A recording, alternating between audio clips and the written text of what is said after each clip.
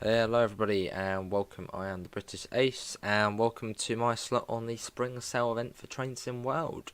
We're going to be showing off the Bakerloo line today, which still seems like it's a new route, but it's not a new route. This year it'll be coming up to 4 years old already, which is pretty mental because I still consider this sort of being a new route, but it's not. Let's get in. Let's get in the train. We'll get it all set up. Let's do a bit of that. That goes to on. It's been ages since I've been in this train. Into, I think we have to put it into.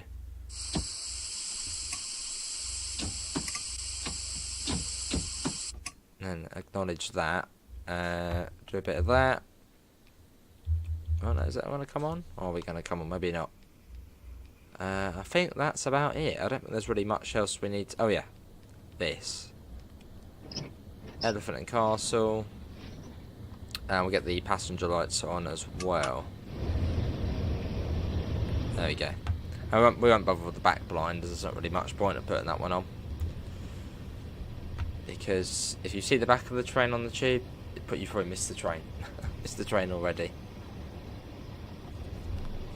Got a bit of freight going through there. So it had the 166 on it as well. Cool.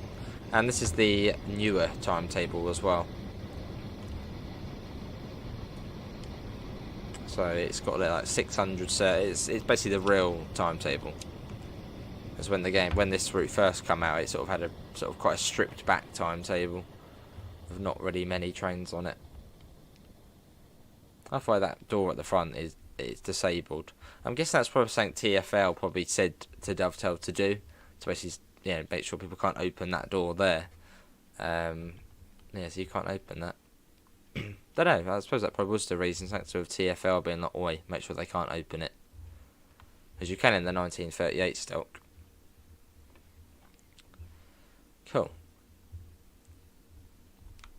We've got to jump out. There's the interior.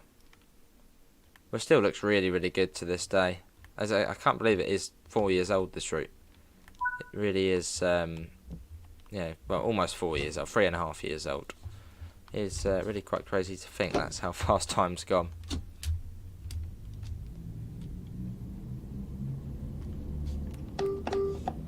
Right, let's go.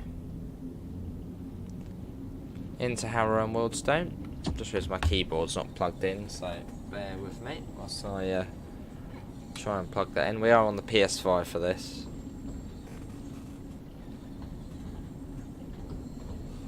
There you go, keyboard is in. There you go, that's much better. So it's about 53 minutes down to Elephant and Castle. So a relatively nice journey time. Fair amount of variety on this route as well. From, you know, the sort of 25-minute, 30-minute Queen's Park services, 40 minutes Stonebridge Park, and then Harrow and Waddesdon, yeah, about 53, 55 minutes.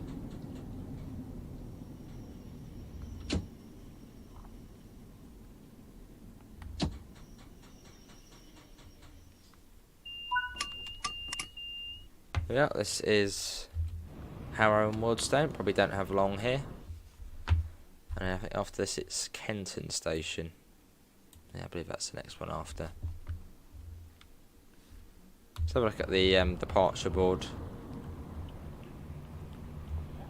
So they're every 15 minutes up to here.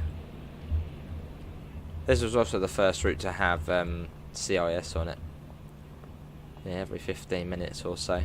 I've picked rush hour as well. I suppose this will be sort of a later rush hour service.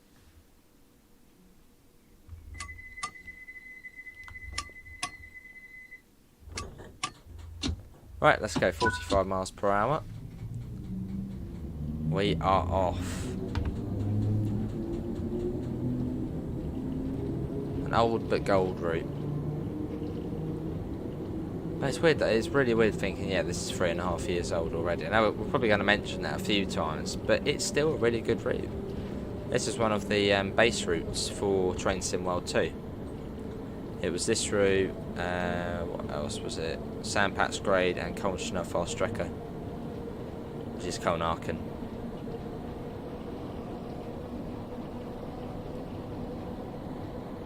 We're bumping around everywhere. And this is the Watford DC line, and you've got the West Coast main line to the left of us.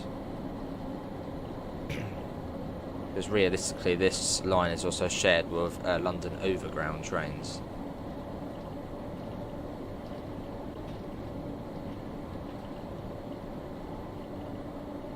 So hopefully when the Goblin comes out, if it's not out already, maybe we'll see some Overground action on here.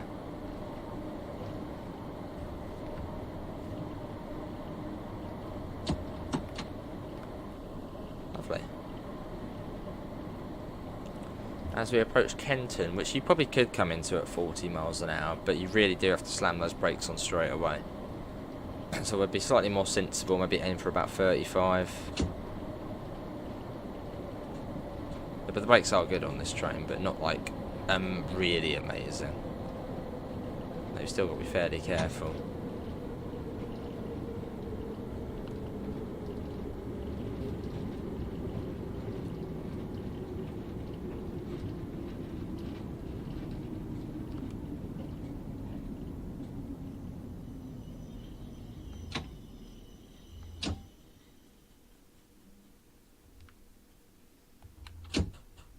Well, this is Kenton.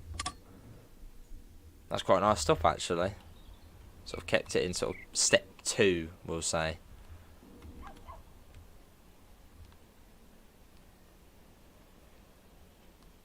And yeah, then South Ken after this, or South Kenton, with our 1972 tube stock, which is the oldest tube stock operating on the underground. And the second place is the 1973 stock on the Piccadilly line. Which that'll be another route. The Piccadilly line would be awesome to see on TSW. I'm just going to refrain it. I'm just going to say it's not on TSW. Before anyone hears me say Piccadilly line, they're like, oh, is it on TSW? No. As I think when they were sort of first originally planning what underground route to come up with, it was either Piccadilly line or Bakerloo line, because well, they're both fairly manual still. And have old tube trains. But in the end, Bakerloo sort of came out on top because it hasn't got all the branch lines coming out all over the place. So it's slightly easier to do.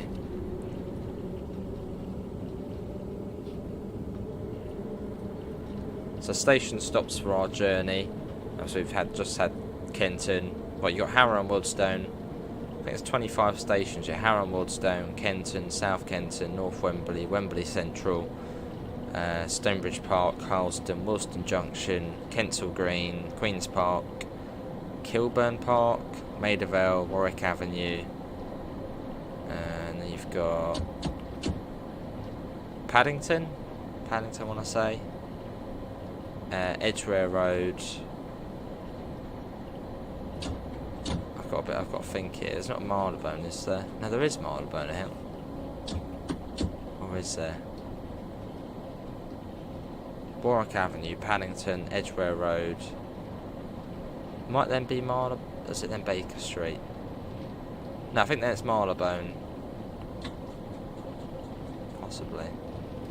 And then Baker Street, Regents Park, Oxford Circus, Piccadilly Circus, Charing Cross, Embankment, Waterloo, Lambeth North, and then Elephant and Castle. So there's a few stops to go. But it's a nice journey. And here we are. This is South Kenton. As we await our time here. Bear with me, everybody, a couple seconds.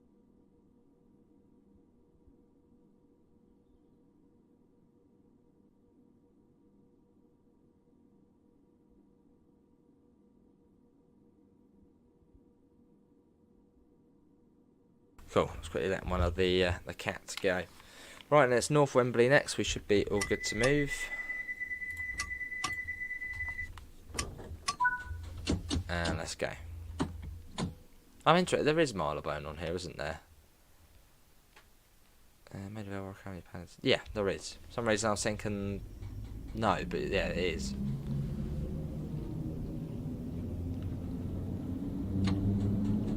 There's another freight service on the West Coast main line.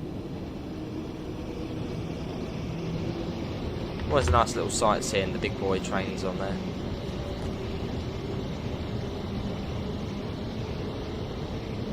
Hopefully the audio levels are okay. Should be. Yeah, big thanks to Dovetail Games for having us on there for a bit of Bakerloo action. A bit of Bakerlooing.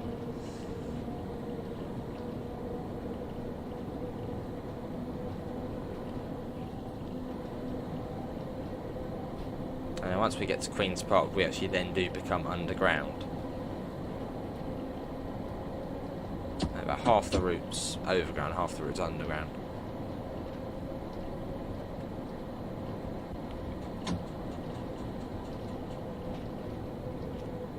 And here we are. This is North Wembley. Remember when the route first come out, it was sort of like, you know, what's your favourite bit? Is it the sort of subsurface bit? No, the overground bit or the underground bit. I remember one of the viewers literally would just stay on the underground bit and go from Elephant and Castle to Queen's Park like all day. And I was like, how can you stay in the tunnels all day? Go overground, go to Harrow. Here we are, this is yeah, North Wembley.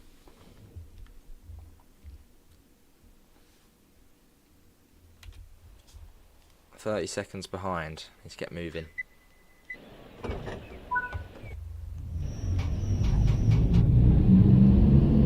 The old style motors.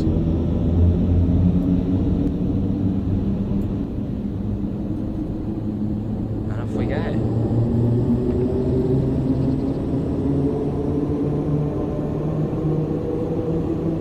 Already another train on the way up.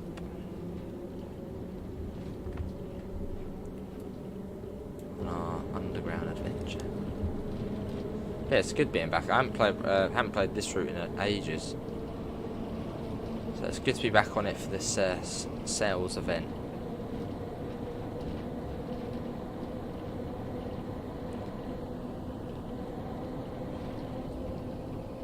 Yeah, it's still a very good route, and yeah, not recently, but did get the new timetable, which I think was probably around this time, a year and a half. No, about a year ago.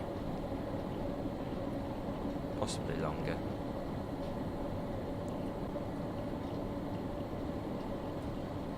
And we also did pass under the Chiltern main line / Met line in between. I think it's Kenton and South Kenton.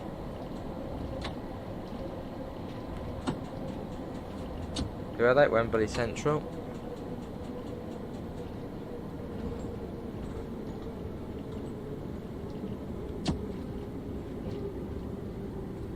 The under a building station. Cool.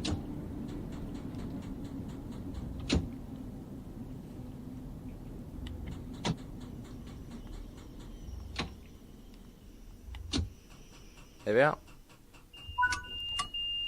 You don't wait around very long either. You can see that we're literally due here about 20 seconds. So we've lost 20 seconds. Start getting the door shut now. Just literally don't wait for the ring to go around. Just try and get going straight away. I'll wait for it to get about 3/4 of the way around, then start closing the doors. Right, onwards to Stonebridge Park. Is that another freight train over there? That one being in the yard there.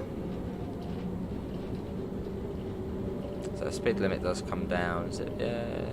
Yeah, 40. As we sort of go underneath the West Coast Main Line.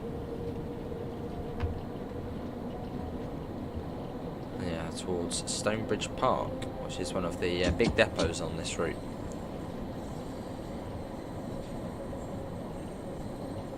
Yeah, I think it's Stonebridge Park and London Road and Queen's Park, but that's smaller. Yeah, Queen's Park, yeah, Stonebridge Park, Queen's Park and London Road depots.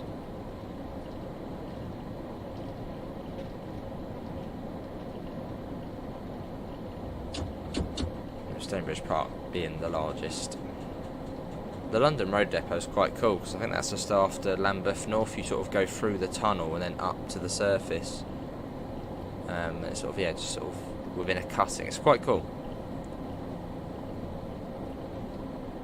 It's a cool depot. Cool getting up there or down from there. That'll be a Stonebridge Park service, or Stonebridge Park Terminator. And we'll be going back down to Elephant and Castle, awaiting us to go through.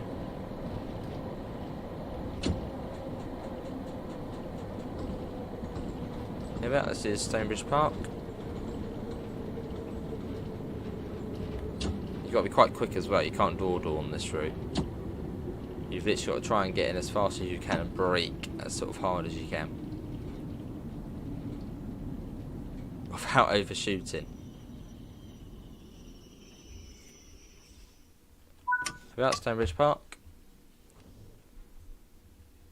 Okay, 20 seconds now, that's alright. Right, doors, start getting them shut now. And Halston next, let's go. And there's Wembley over there as well. Wembley Stadium.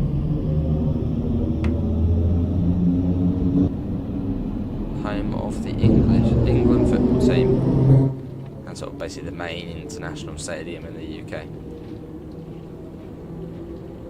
Football, I think sometimes rugby as well. No, rugby's Twickenham.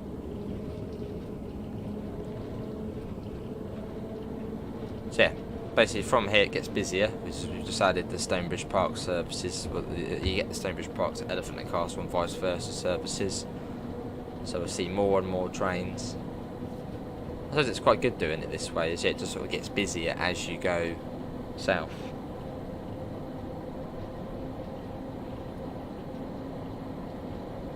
But yeah, the hype for this route though, when it first got announced though, I mean it was like, yeah, I remember me included, I would literally just go on YouTube and watch like Bakerloo line videos for like an hour or so, sort of just looking at the trains, looking at all the stations. Yeah, this was a big release and a really good route to have included with the base game for Train Sim Mod 2. I mean, the London Underground deep level line, I mean there's not really any other game readily available with that. Is it Train Sim Classic? Well, Train Sim Classic does now actually have the Waterloo and City line, but that's not on Steam. There's another game, Open BVE, I think that's got a couple of the tube routes, but sort of good quality. This was really the only one.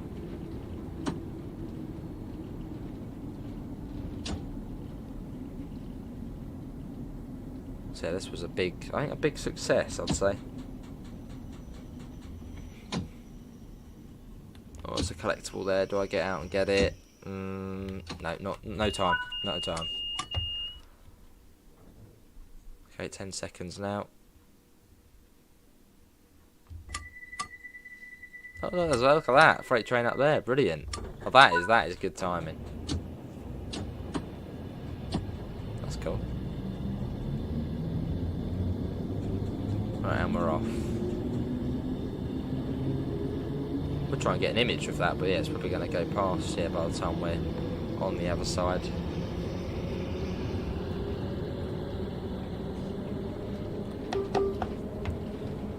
So yeah, up to 45 still, but then coming down to 30. And we're coming to Wilston Junction.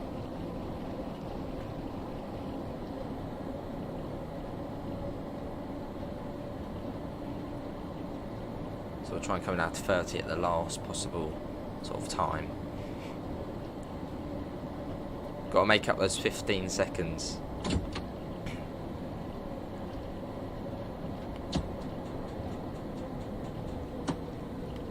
There's the 30, and this is Wilston Junction.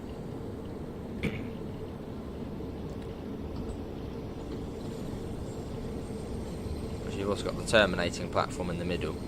Which means quite a cool layout at the station.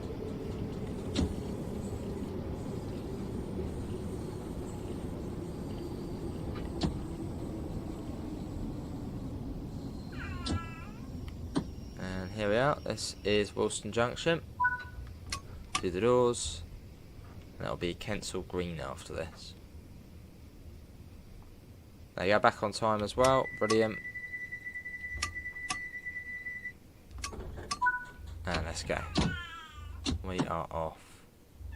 Possibly. There we go. Now we're off. Cool. You can probably hear the cat in the background. A disruptive passenger. He's very needy. So that goes up to join up with the North London line, which is just there. Sort of higher level Wilston Junction platforms.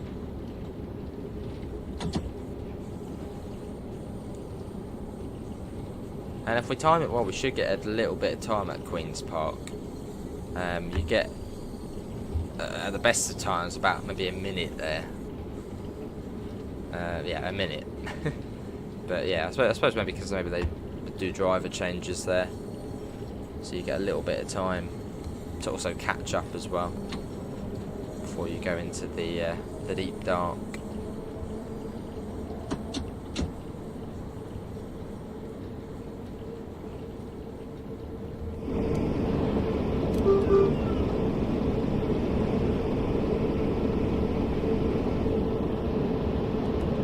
As people soon go back up, there's the 45 board, which as we're on the overground section, we've got to wait for the back of the train to pass the board. Whereas on the underground section, as soon as the train passes a speed board, you can speed up.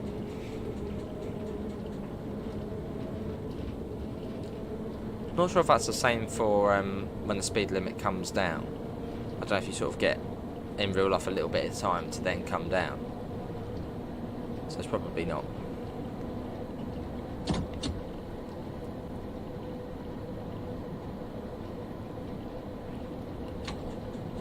This is Kensal Green.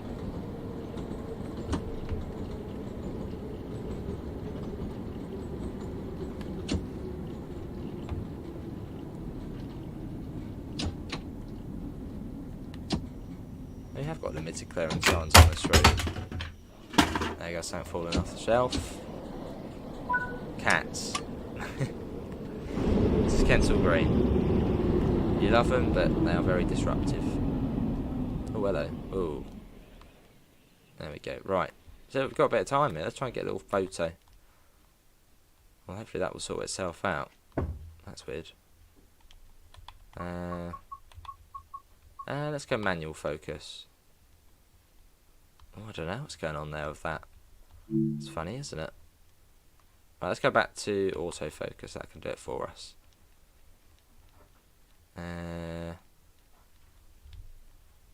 That's gone all blurred there. That's really weird. Unless it doesn't count as...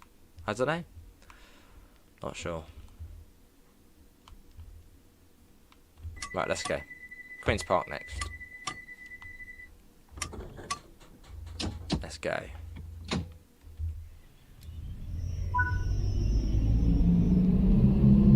That's a Stonebridge Park service. Very noisy on the outside.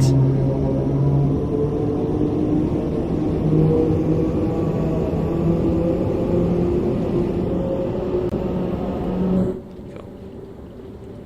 Let's go. But yeah, is this your first time seeing the Bakerloo line? Maybe you didn't know about this route in Trains and World. Good thing is it's on sale within the spring sales. And the good thing about this route as well, it's the full package. Like, it is the full Bakerloo line. It's not just, you know, half the route or whatever. It's the full Bakerloo. You can sit on the same train all day just going backwards and forth, which makes it sort of that extra bit special, because you can just stay on it all day. Same with the other route, Birmingham Cross City. That's another one you can just stay on all day. Same train backwards and forth.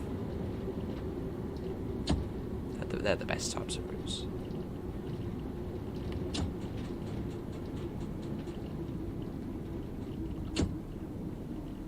And you've got Queen's Park train shed, which we go through. So once upon a time, maybe the line sort of ended here, so they built the sheds here, and then finally extended it but kept the shed. Yeah, it's quite funny. You sort of, you go through the building. And yeah, if we're on time, which we should be, we may get about a minute here.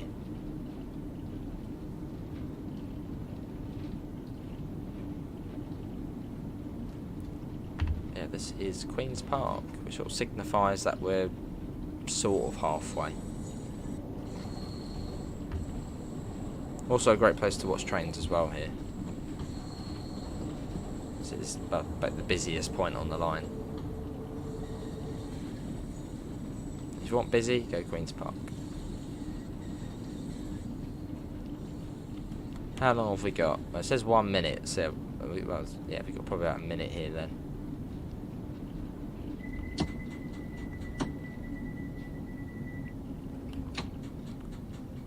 And here we are. There's already another train coming up there. It's awesome just how busy it is. It's great. Here we are.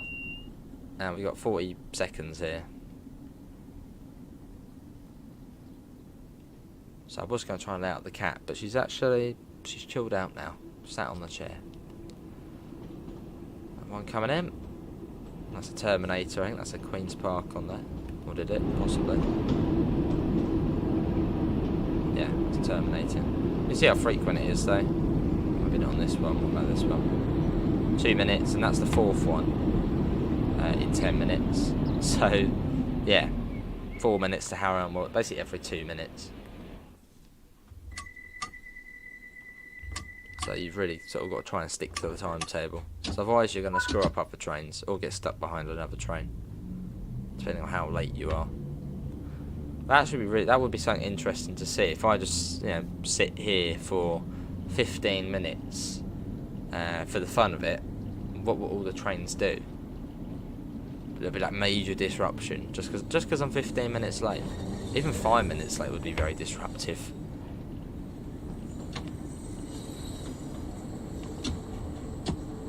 And as soon as we pass that board, we can speed up.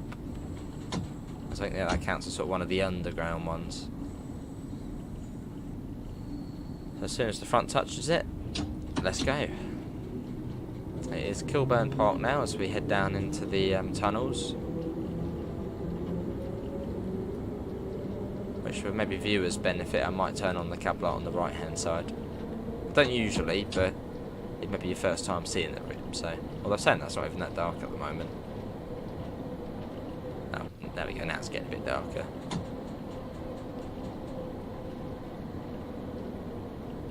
Although you can see the light quite well out the front. So yeah, we're in this tunnel all the way to the end now. This is Kelburn Park.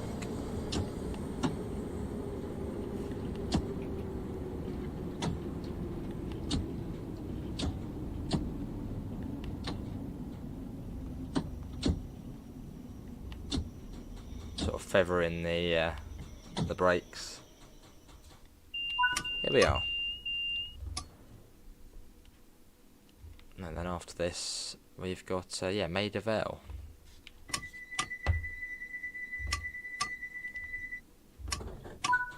And let's go again. Can we try that? You can't, can you? You can't go in the free cam. In the sort of tunnel bit. Off we go again, though.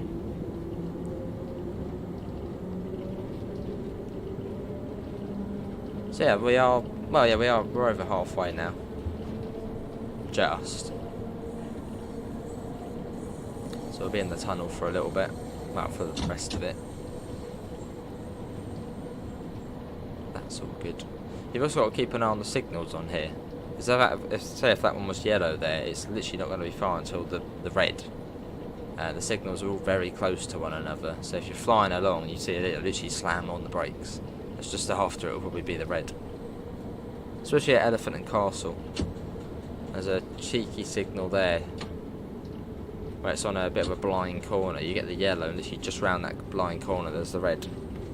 So you've got to be really careful.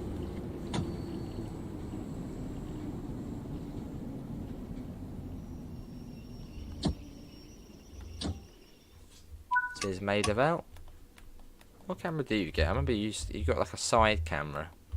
I can't see. Oh, there we go. You sort of got, yeah. You get this for the tunnels.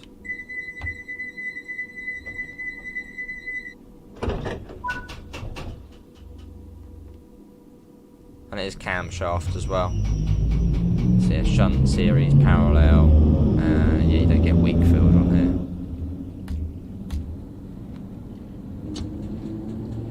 Right, onwards to Warwick Avenue. So I suppose I'm getting towards the centre of London now, but not just yet. I'd say once you get past Baker Street, from there you're really within central London. Sort of the proper CBD.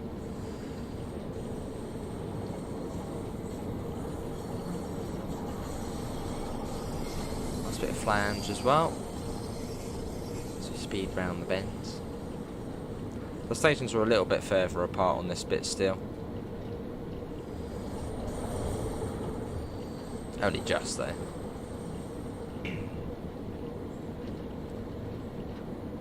Well, say Charing Cross to Embankment, you can literally see the other station, and probably when the back of the train comes at you, you're already going into the next one, or just almost. Yeah, this is Warwick Avenue.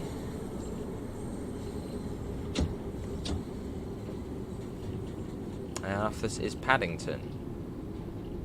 I think it's about 20 through there. It's either 20 or 25.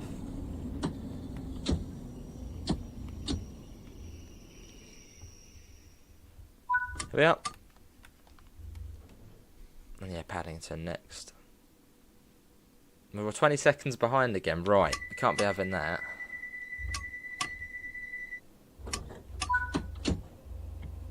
Right, full whack. I wonder what the guidelines to actually driving this train are. Is it literally just and then go? Or is it sort of step it, into each one? You've really got to be quick.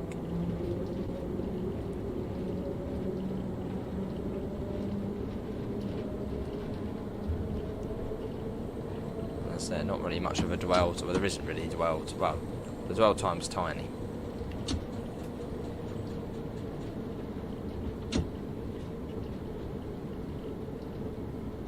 Yeah, speed should come down fairly soon. You only see the speed wheel for a split second. Of course, you don't need to play like how I'm playing. You can have all of this on like that, and that tells you, you know, where the stations are, where the speeds are. You can play like that, but I like playing from a realistic point of view. Which everybody has their own ways of playing this game, and this is just the way I play it. I like trying to make it sort of as immersive as possible, which is possible. I mean, it's great. It's great that you're able to turn off the HUD and play like this. As I know some people, maybe you're new to the game, maybe you'll want to play like this. You know, you want to learn the routes and play, you know, realistically.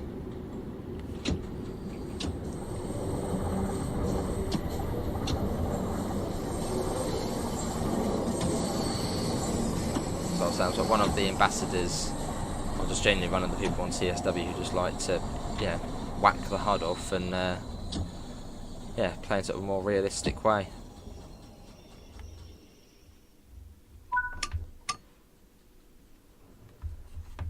But yeah, you can have that on. Or you can turn that one off if you want. Turn that off and you've got the speedo and the train you can use. Lots of different HUD variations you can use.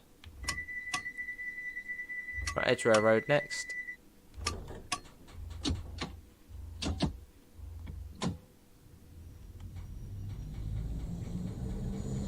It's a bit slow, this bit. Even though it's like fairly straight, it is slow.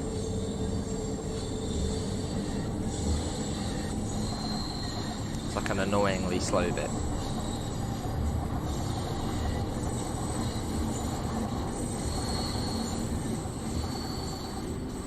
Well, it's a definite change of gradient there. Sort of going down. You can feel that. But I think it remains at 20 or 25 for basically the rest of the way to Edgware Road. Well, it did go up there a little bit.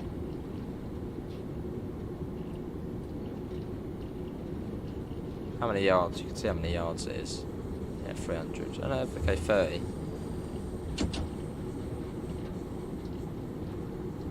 So a little bit quicker. But we'll get that, I'll make the most of that. What was it between Edgware and Marylebone? I know it's the really sort of slow bit. Where it's like, why is it so slow?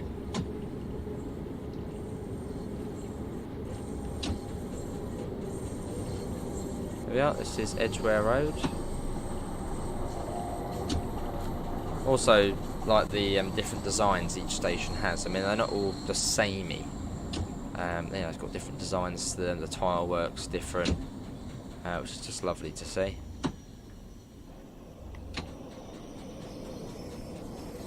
Sort of the variation. Yeah, this is the bit at 25 past here, all the way to, well, Baker Street, I believe. Even though it's relatively straightish. And it's like, no, why?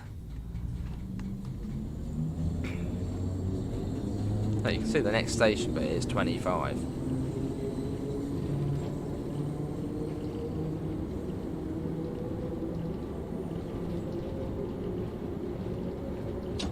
Now, put that down.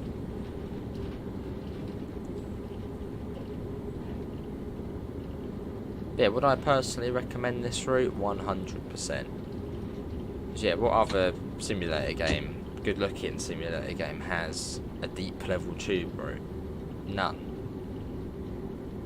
And yeah, it's the full package as well, you know, it's Elephant Castle all the way to Harrow and Wealdstone with a really busy timetable. And yeah, it's an underground route.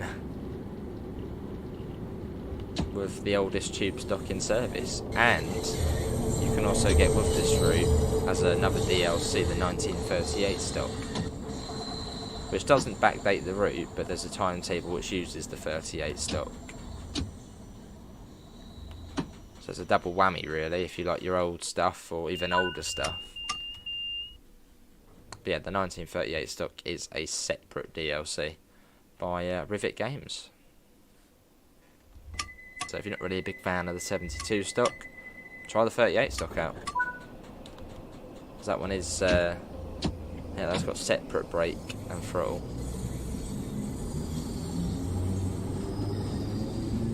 makes it slightly more hardish to drive. It's still what, 25. It's just like straight all the way into Baker Street. Which this is where, I bet it was Baker Street, where the line used to turn off, because the Bakerloo line actually used to go up to Stanmore, which now is the Jubilee line. Yeah, nowadays it well, goes up to Harrow and Maidstone. Yeah, the Bakerloo line's changed quite a bit over the years. Yeah, so I think it was Stanmore, that was where it used to go. So it used to turn off at Baker Street. You still actually got the junction as well. I don't know if realistically trains could still use the junction up to the the lines up to Stanmore. I don't know, is that possible? Is it here? Is this junction still connected to, say, the Jubilee line? Could trains still traverse this bit of track? Or like maintenance trains and stuff, could they go along that?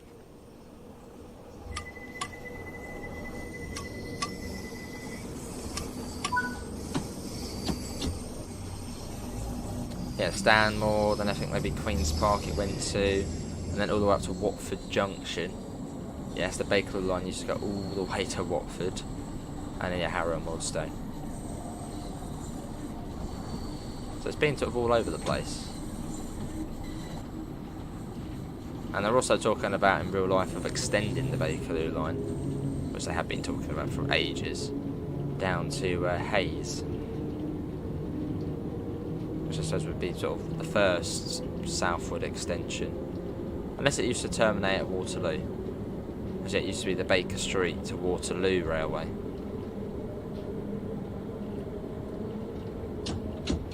So that was its origins. Hence the name Bakerloo. Baker Street, Waterloo. Right, Regents Park's up next. I think we go around the right hand. Yeah, here we are. Here it is. Round into Regents Park.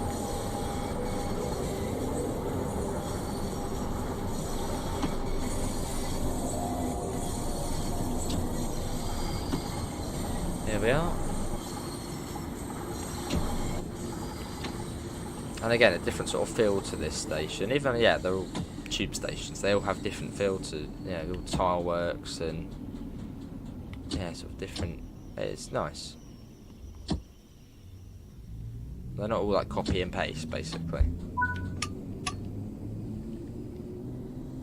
Have you got a train behind us as well? Yep, there's one there just coming into Baker Street. Which is the impressive thing, there's so many trains. Like the one ahead of us is just coming into Piccadilly Circus, which is only 2 stops away.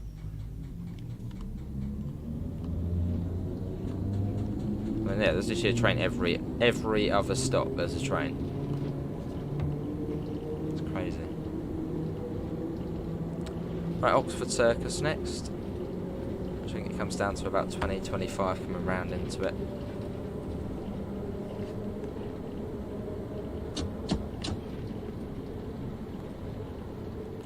Tunnel we go. Got the wires and pipes running along the side as well.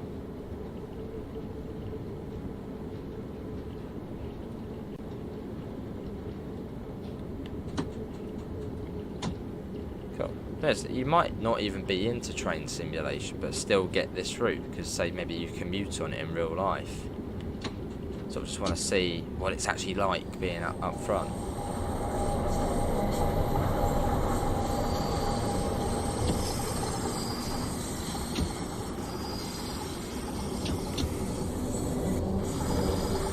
Shortly coming into Oxford Circus.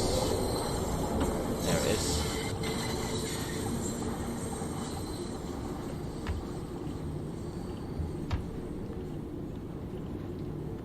Steady into it. And after this is Piccadilly Circus, which is sort of one of the more known stations of the Bakerloo line for its, well, its tile work and colours. And this station is a bit boring. So we'll just hit a plane. Oxford Circus, sort it out. Do more.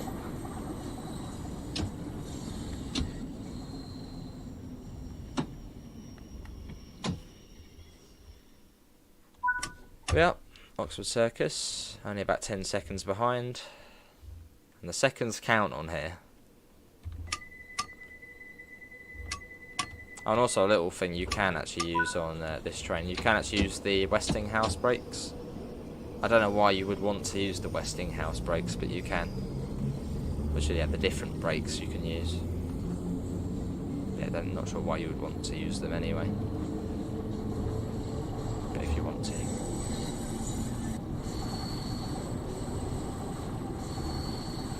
Which in simple terms are just other brakes which are harder to use.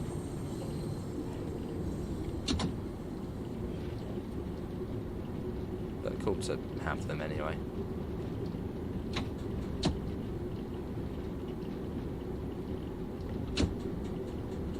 And you can see how close they are apart. Look, it's only 600 yards to Piccadilly Circus. They're not miles apart.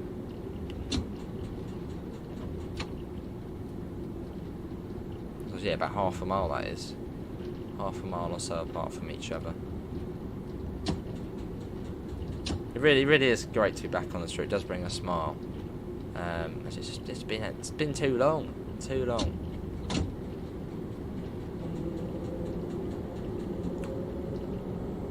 It's a bit of a gym as well, this one.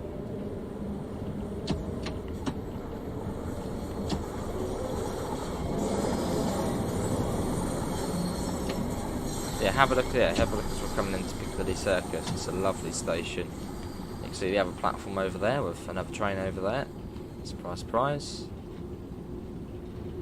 Just a very nice looking station. Got the colours coming into here. It's a slightly peculiar colour scheme. It's sort of white, cream, green, red. But I don't know, it's nice. It's nice, but at the same time, it's not nice. Not really a colour scheme I'd use in my bedroom. Here we are. And we do have a red... Oh no, it's green now. That's good. So we're almost there now. It's Charing Cross next. So we're sort of getting out of like the central bit now. And soon we'll be going under the Thames.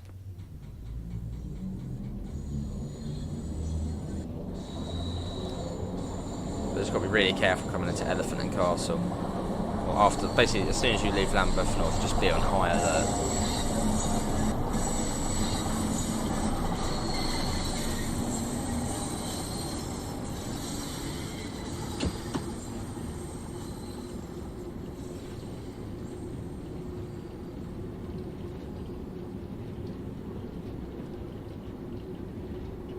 Cool. It's 20, it's quite sort of, yeah, it's a tight corner, tight curve.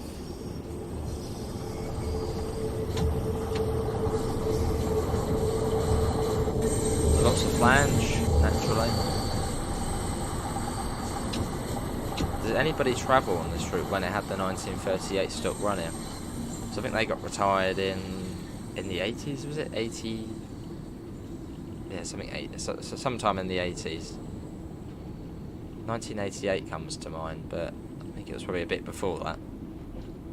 Yeah, did anybody ever travel on the 38 stock? And if so, what was it like? What was it like as opposed to, say, this, the 72 stock, which is now considered old?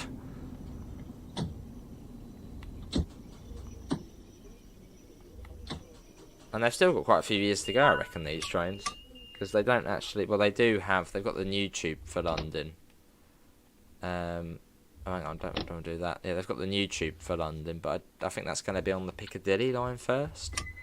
So these trains, the 72 stock, have still probably got ages to go. I mean, probably at least... We'll probably still be seeing these trains in service in 2026, 2027.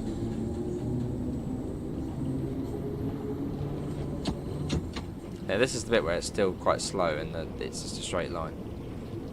That's Embankment, and after that we are under the Thames to the south side of the river.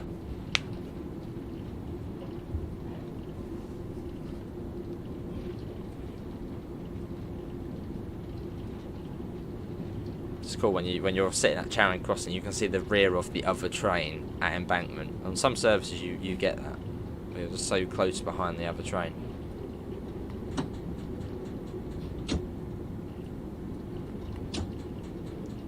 I mean, the fourth train behind us is only 8 minutes away. And the other one's probably about 2 minutes. Yeah, 2, 4, 6, 8 every 2 minutes.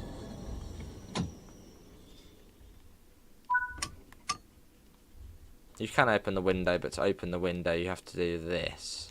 Drop light interlock. Get that open. If you want a bit of fresh air. Although, saying that, it's probably not going to be fresh air on the tube. Be dusty and, yeah, not things you want to be inhaling. Right, let's go. Now we've got to wait for that to come off now. It's because we stood up from the seat. So they got a bit angry with us. Right, onwards to Waterloo. Should we get a fast bit on this bit as well? I think it's actually a 35 limit once we see the T-board. Oh, there you go, there they go, 35. Although it comes down to about 20 or 25 coming into Waterloo.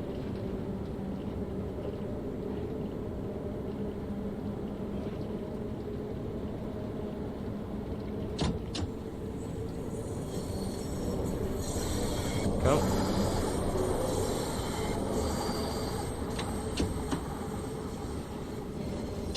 Not for long though, and it will slow down. There you go. Flange again. As we come up to Waterloo.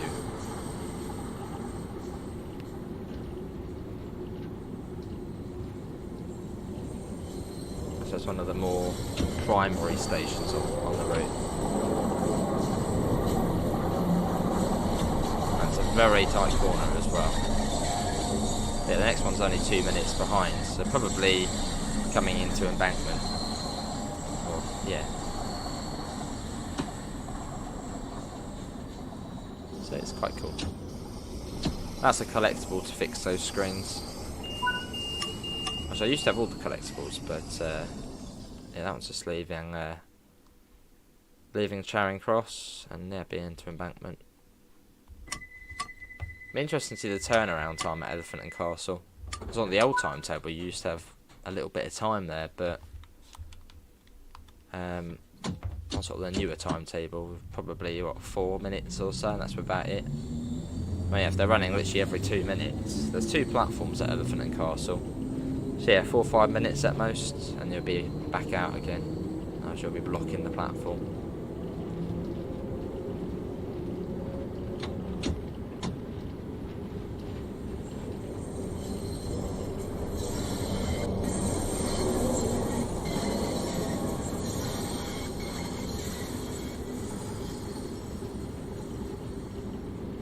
Not too far to Lambeth North, and after Lambeth North you'll see the little line going up to London Road, which is the London Road depot here. It's like a little quirky little single track, really steep going up line, which you can go up. There's services to go up to London Road depot. But I think that's it there, that's the crossover, or one of them, to get up to it. Is it? Yeah, just before. Yeah, it's just before Lambeth North. So you'd go across there and up there.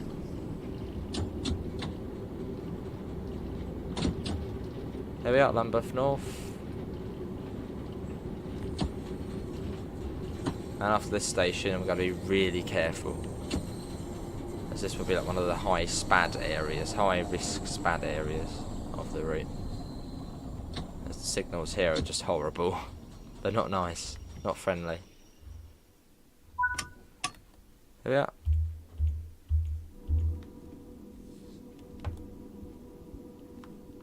We've already got the clear. 20 seconds behind, which seconds are critical on here.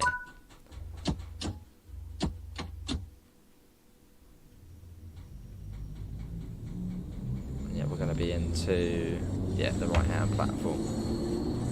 So down to 10 miles an hour coming into Elephant and Castle.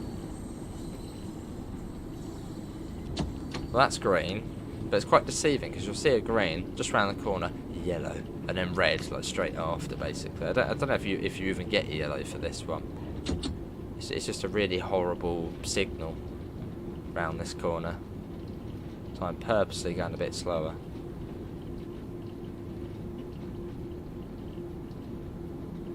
No, all good, all green there. Should I? Brilliant. Well, speed up.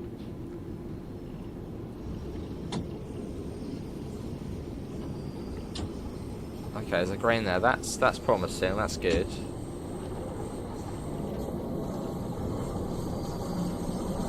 Just got to be careful around here. Okay, no, we actually seem to be doing quite well this time. There's a red. Oh no, that's the other train.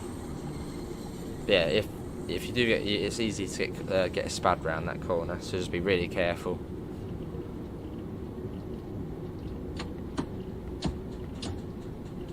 And down to 10 miles an hour, which it will be across the points.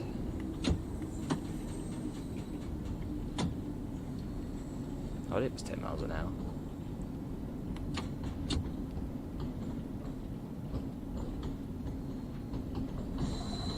That train's already ready to go. They're all set up and ready to head back out up to wherever it's going.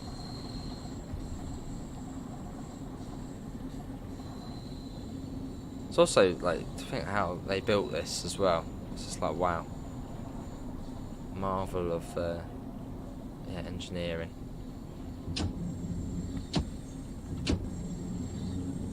So this train goes back out in 3 minutes' time.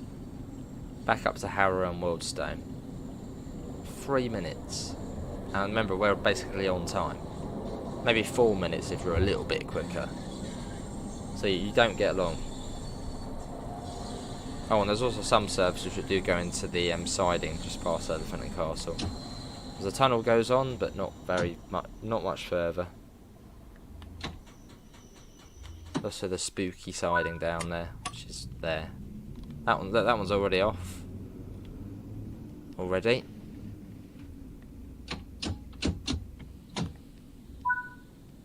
There we go. That was actually really good. We didn't speeding was, but we didn't. That was perfect. Gold medal, and yeah, 14 miles. That was almost 15 miles in 54 minutes. Nice and quick, eh? Then you shut this down. Get the headlights and stuff off, which we'll just doing that.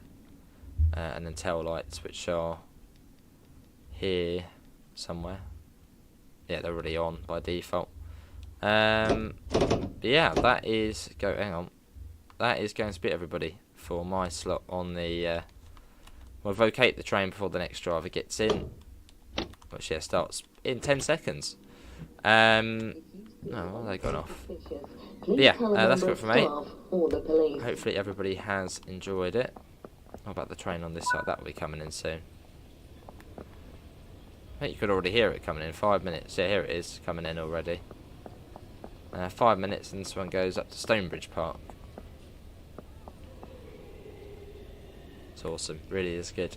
But yeah, thanks all for watching. Thanks to Dovetail Games for having us on the spring sales event. I think our train's been taken over. Let's just sit on it. I don't know what else to say. I mean, that is it. Thanks all for coming in. Thanks to Dovetail for having us on the spring sales event. The Bakerloo line, fantastic. Do recommend it quite a bit because it is good. There's a train. Where is it? There it is. Look at that. Brilliant. But yeah, thanks all for having me up in the British Ace. You'll catch me on YouTube. I do mostly Ompsy 2 and Train Sim World and Train Sim Classic. Apart from that, yes, thanks for watching, and I hope we'll see you in the next one. See you all. Take care. Bye, guys.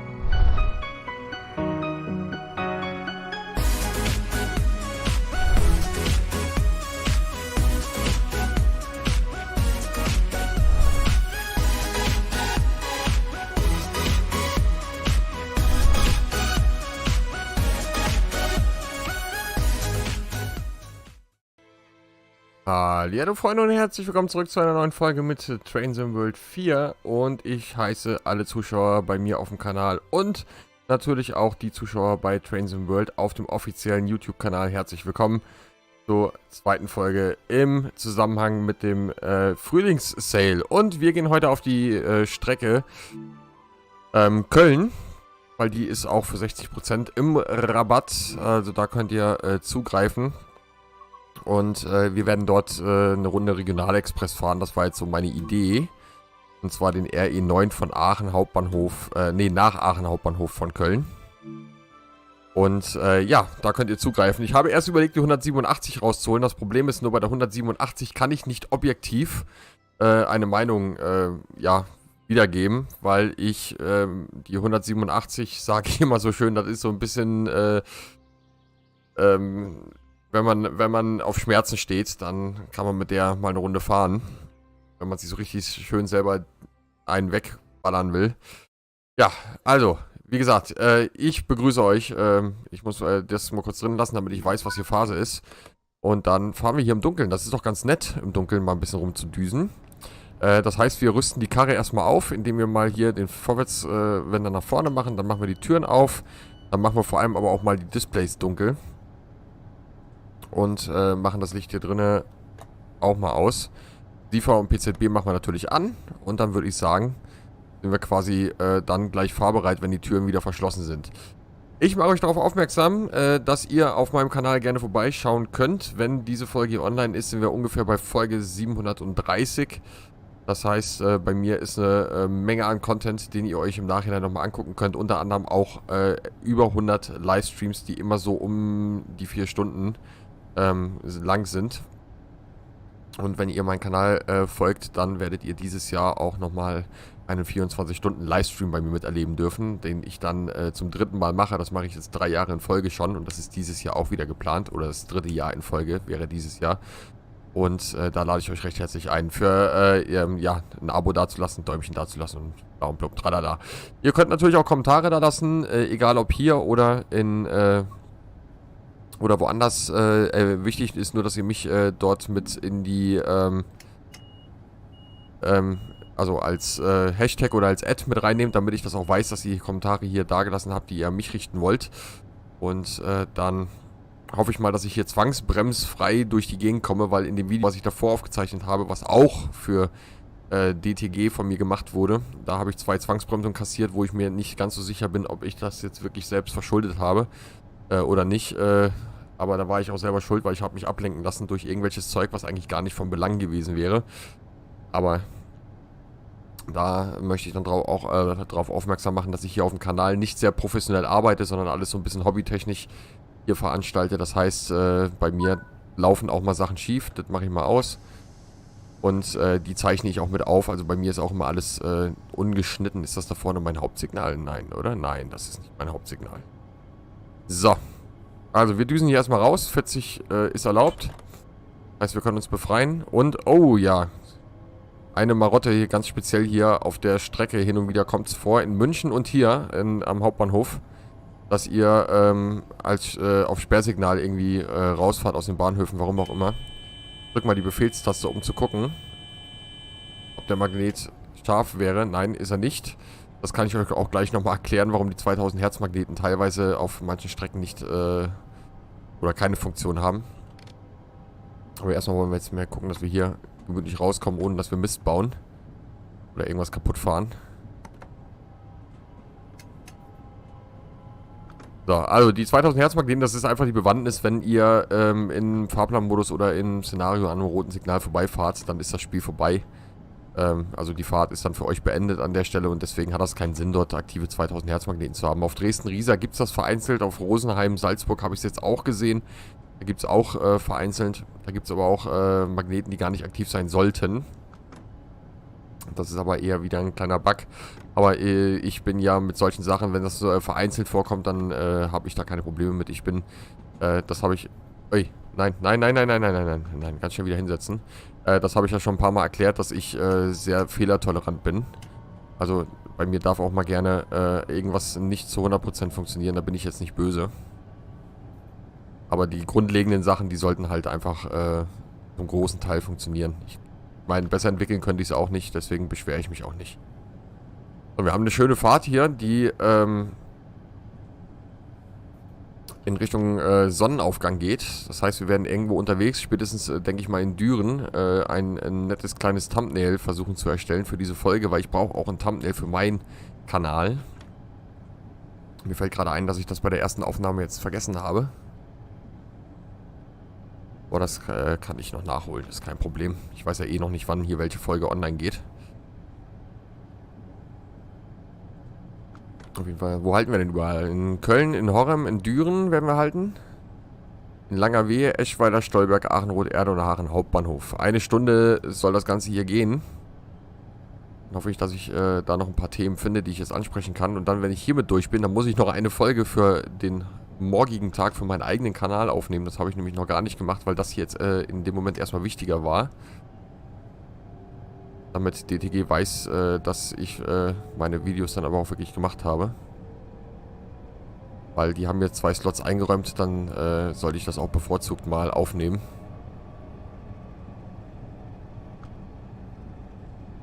Oh, das ist eine von den Strecken in TSW, auf denen ich persönlich auch fahren darf. Also für alle von euch, die es nicht wissen, ich bin hauptberuflich Lokführer. YouTube ist mein Hobby. Und deswegen ist das auch alles so unprofessionell bei mir. Und das hier ist eine von den Strecken, die ich befahren darf. Die waren meistens, also wenn ich hier die Strecke befahren bin, dann war das meistens mit einem Hotelaufenthalt verbunden. Und deswegen auch maximal 2-mal im Monat stattgefunden, das Ganze. Ich bin es ganz gerne gefahren. Ging dann immer von Mannheim nach Aachen, über die linke oder rechte Rheinseite, durch Köln und dann, ja, war das hier eigentlich der einfache Teil. Bis nach Aachen.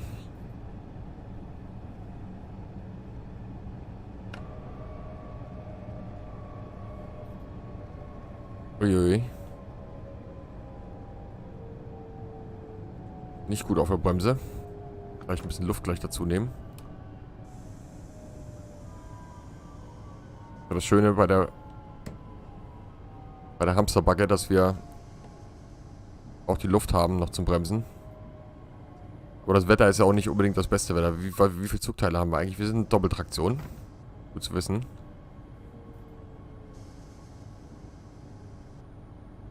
Sollte man immer als Lokführer wissen, wie lang man ist. Das ergibt schon Sinn. So, dann haben wir Köln-Ehrenfeld erreicht. Das ist immer so ein bisschen der Knackbahnhof mit Güterzügen. Also Richtung Aachen eigentlich weniger, aber wenn man nach Köln rein will, dann ist man hier schon mal ganz gerne so ein bisschen am Stehen. Die Gleise, die ich dann befahren würde, das wären dieses Außengleis hier. Warte, nee, Verkehr. Warte, Köln. Nee, dieses Außen, also diese Schleife hier quasi. Das wäre so den Bereich, den man mit den Güterzügen befährt. War in der verkehrten Richtung unterwegs. Dann machen wir die Zugspitze ein bisschen heller.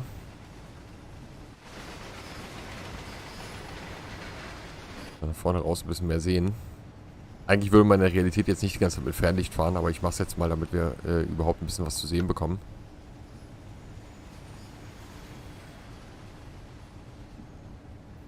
Eine leichte Verspätung haben wir.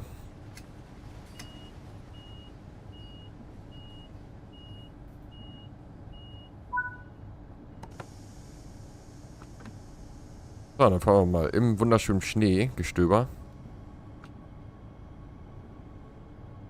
Weil ich mich frage, wo der Schnee herkommt.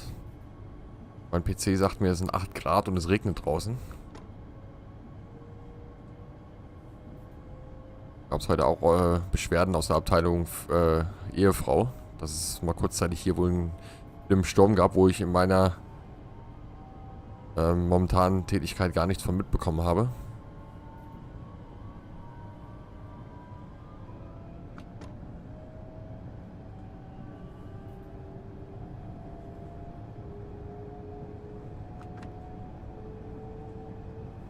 So, dann schauen wir mal.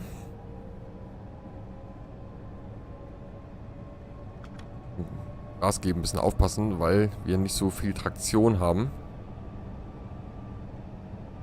Durch das wunderschöne Wetter. Land hilft auch nicht. Ich leg mal einen Hebel auf den Tisch, mal gucken, was passiert. Bin ja immer noch erstaunt darüber, den Unterschied zwischen dem Talent 2 auf der Strecke und dem Talent 2 auf Rapid Transit. Auf Rapid Transit ist das so ein bisschen mein Endgegner, was das Bremsen betrifft. Aber ich bin eh kein Fan vom Talent 2. Was aber nicht in den Fahreigenschaften zugrunde liegt, sondern einfach, weil ich das Fahrzeug an sich grottenhässlich finde.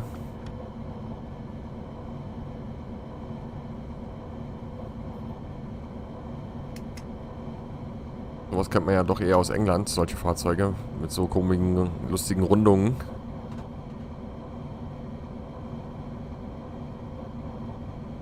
Ich würde sagen, erstmal auf nach Horrem. Bin ich natürlich so lange hier keinen Regionalexpress mehr gefahren auf der Strecke, dass ich gar nicht weiß, ob wir jetzt hier auch mit dem Fahrzeug in die LZB aufgenommen werden. Wie er hier verbaut ist.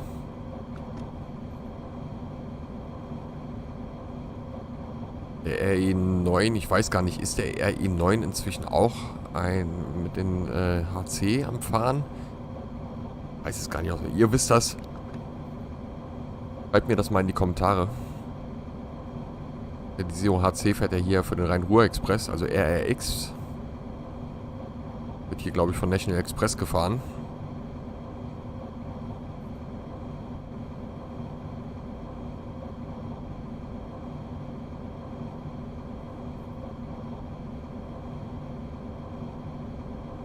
So. Hauptsignal betrieblich abgeschalten, zu erkennen am weißen Licht. Weißen Kennlicht. Aber anscheinend haben wir keine LZB hier in dem Fahrzeug.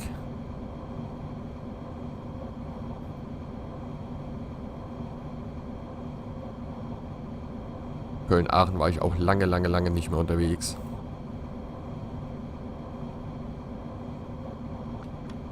Ich komme auch nicht mehr so richtig hinterher, wenn ich jetzt dran denke, dass jetzt auch wieder 2 DLCs 2 Wochen hintereinander kommen. Das heißt, ich habe alleine 10 Szenarien mindestens aufzunehmen, die ich dann erstmal zeige. Und da, wie gesagt, nochmal der Hinweis auf meinen Kanal. Dort habt ihr 100 Folgen Livestream, in der wir überwiegend Journeyfahrten und Fahrplanfahrten machen. Oder eigentlich nur ausschließlich. Und in dem Let's Play habt ihr dann sämtliche Szenarien und Einführungen. Und auch mal hin und wieder schon mal die ein oder andere Fahrplanfahrt dazwischen. Wie jetzt hier zum Beispiel auch. Das hier ist Folge 734 oder so. Keine Ahnung, welche Folge das sein wird. Das werde ich morgen erst erfahren. Und da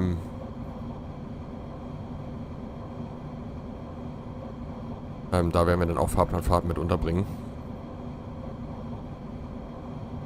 Die Einführungen, die machen halt auch ganz viele Folgen aus. Aber die Einführungen werden ja weniger, weil inzwischen so ein bisschen das Verständnis dafür da ist, wenn man eine 185 in einer Strecke hat, dann braucht man die nicht unbedingt nochmal in einer anderen Strecke auch nochmal als Einführung zu haben, nur weil sie da jetzt auch mit dabei ist. Aber ich mache die Einführung trotzdem, da bin ich konsequent, weil ich mir einfach angucken möchte, wie sich die Einführungen weiterentwickeln. Und gerade in Bezug auf die amerikanischen Lokomotiven ist es ja doch sehr wichtig, dass die Einführungen da vielleicht nochmal wiederholt werden, weil dort ja dann gewisse Dinge erklärt werden, die in den vorigen Einführungen noch nicht erklärt werden. Abgesehen davon ist es für alle auch immer eine schöne Auffrischung nochmal zu den einzelnen Lokomotiven.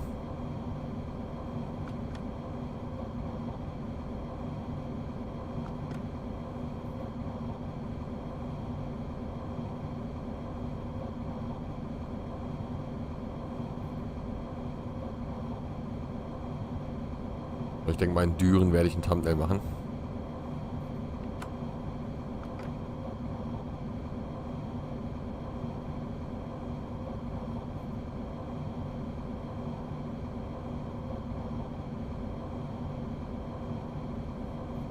Da ich ja hier streckenkundig bin, kenne ich ungefähr auch die Geschwindigkeiten, aber für alle von euch, die das München-Augsburg-Video nicht gesehen haben, warum ich das hier oben alles anhabe, ist ganz einfach. Wir haben einige Fahrzeuge, auf denen die Geschwindigkeit nicht richtig zu erkennen ist, deswegen habe ich das hier oben an. Das andere sind halt alles Dinge, die ich auch im Fahrplan sehen würde. Wie hier oben zum Beispiel der Standort der Signale würde ich im Fahrplan sehen, die Geschwindigkeitsbeschränkung würde ich auch im Fahrplan sehen. In diesem Fall wurde mir die Geschwindigkeitsbeschränkung ja durch das Hauptsignal angegeben und ich hoffe, dass ich früh genug runterbremse, aber ich glaube, ich muss ein bisschen Luft dazu nehmen. 23 Sekunden habe ich nur Zeit. um auf unter 85 km/h zu kommen. Ah, das haben wir jetzt erreicht. So, wunderbar.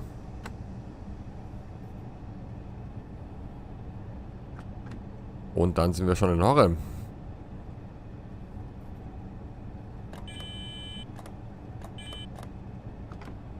Habe ich lange immer überlegt, was für eine Eisenbahnstrecke das ist, die hier irgendwann mal so von der Seite mit dazukommt.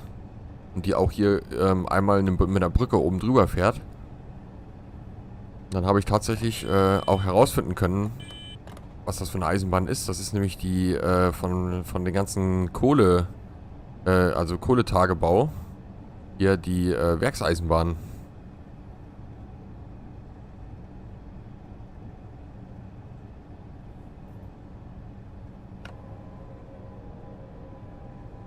Da komme ich kann glaube ich noch rollen lassen ein bisschen.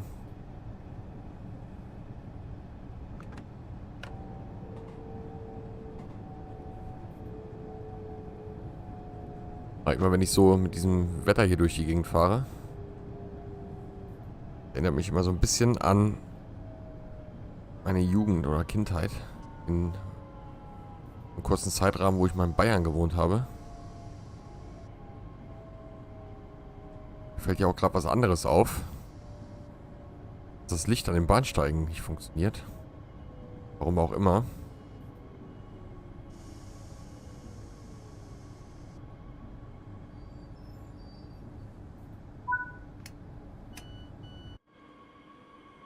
Ist das nur der Bahnsteig? Oder ist das jetzt über das ganze DLC hinweg?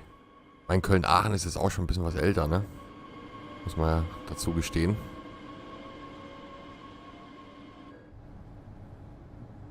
Ja, die Lichtstimmung hat sich auf den Strecken in den letzten Jahren echt massiv verbessert.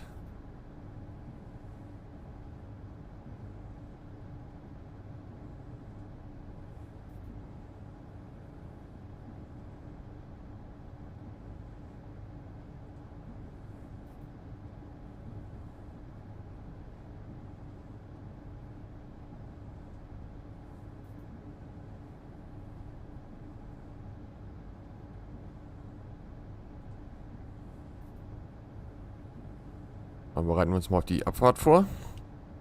Wir lösen mal die Bremsen.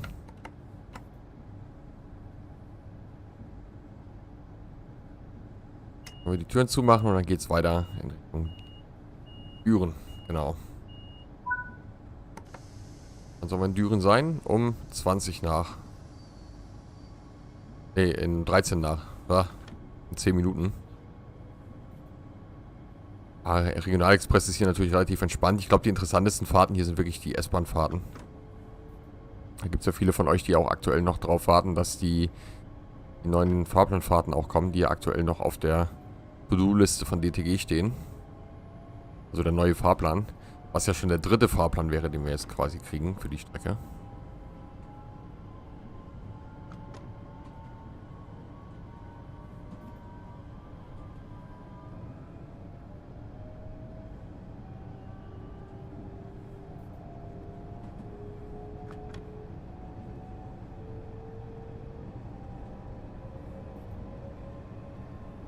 Wir müssen noch die letzte Weiche freifahren. 140 Meter haben wir. Na, jetzt können wir den Hebel wieder auf den Tisch packen. Dann geht es mit Vollgas Richtung Düren.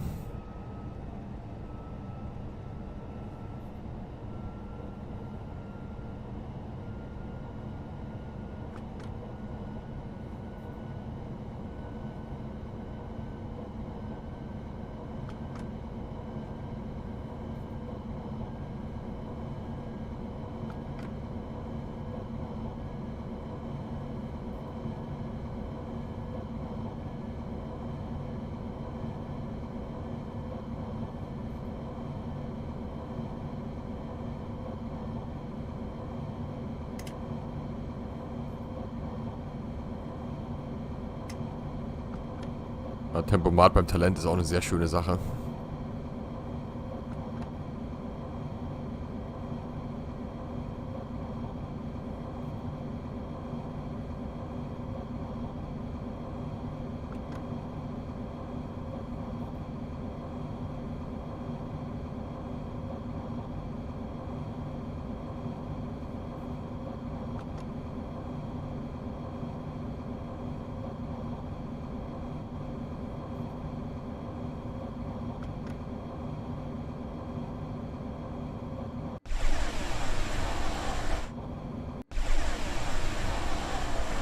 Geht ganz schön nach vorne, die Kiste. Oh, wir sollten mal Licht anmachen, ne? Für unsere Fahrgäste-Lines. Oh, das sieht ja schon besser aus. Sitzen da hinten voll im Dunkeln. Haben wir überhaupt Fahrgäste dabei? Sieht mich gerade nicht so aus. Da guck mal, doch da hinten sitzt wer. Aber wer fährt ja auch um 7 Uhr zur Arbeit? Da keine Uhrzeit zum Arbeiten anfangen, ne? Ja, mit meinen Güterzügen überwiegend nachts unterwegs. Also früher war es zumindest überwiegend so. Heute ist es immer morgens anfangen, in den Mittag reinfahren. Aber bei der Qualität des Schienennetzes in Deutschland eh nichts mehr so wie zu der Zeit, als ich angefangen habe bei der Eisenbahn.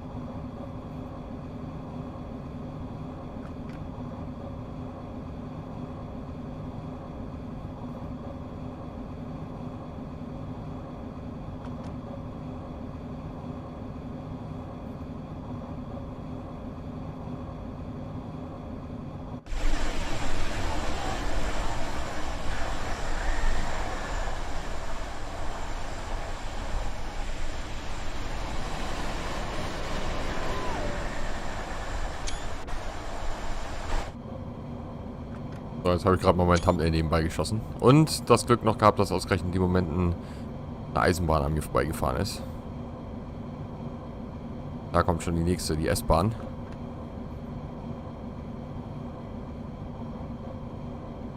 Die auch gut Verkehr auf der Strecke.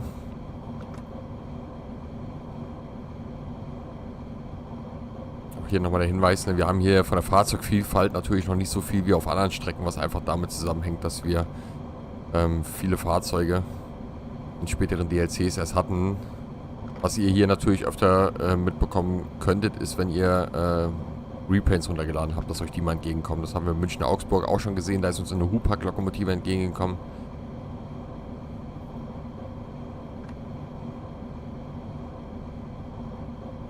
Der SBB Cargo Vectron wäre natürlich auch nochmal ganz schick. Da haben wir 187 gehabt. Die ja explizit für diese Strecke rausgekommen ist. Die ist momentan auch im Rabatt. Könnt ihr auch relativ günstig jetzt zerschießen. Also der Frühlingssale, den wir jetzt haben, der wird auf jeden Fall dem einen oder anderen von euch mal die Chance geben, eure Sammlung nochmal ein bisschen zu vervollständigen. Wir sind jetzt bei 95 DLCs, die aktuell auf dem Markt sind. Wenn dieses Video hier erscheint, wird es schon sehr wahrscheinlich eins mehr sein. Wobei, ja, muss nicht unbedingt. Am 19. kommt die nächste Strecke. Aber dann werden wir mit den nächsten 2 Strecken, die ja diesen Monat noch erscheinen, sind wir dann schon bei DLC 96 und 97. Heißt, so langsam geht das hier vorwärts. Eigentlich Wahnsinn.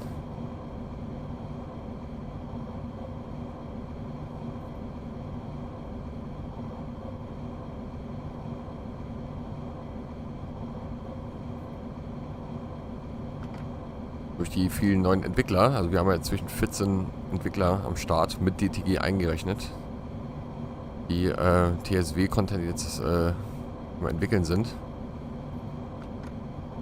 Da könnt ihr euch natürlich drauf einstellen, da wird jetzt nach und nach, das wird immer mehr werden. Ich glaube, das ist jetzt dann so langsam auch das Ende von Train Sim Classics. Weil selbst so eine etablierten Content-Ersteller wie Just Trains zum Beispiel, die sind ja auch langsam TSW unterwegs. Dann kommen ja noch die Community-Sachen, die erstellt werden. Und da ist ja auch schon einiges in der Mache. Da ist Deutschland auch wieder hart verwöhnt.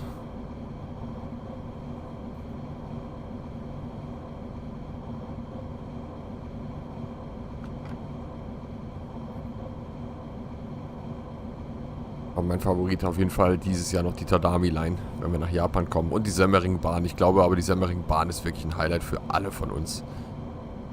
Das wird mal so eine richtig schöne, anspruchsvolle Strecke, wo man auch mal ein bisschen überlegen muss, was man da so treibt.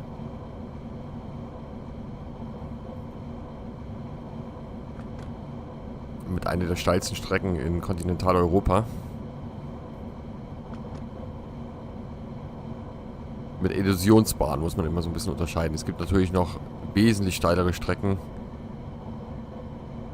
Nehmen wir jetzt mal die Rätischen Bahnen nicht mit rein, also Berliner Linie oder Arosa. Die sind ja auch sehr, sehr steil, aber wenn wir jetzt hier von ganz normaler, normalspuriger Eisenbahn sprechen, dann ist die Semmeringbahn ganz, ganz vorne mit dabei.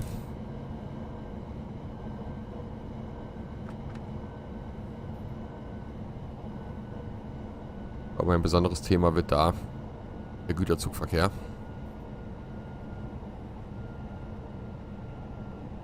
Vor allem wird es auch die erste Strecke, die wirklich nur in Österreich stattfindet, ohne Grenzübergang.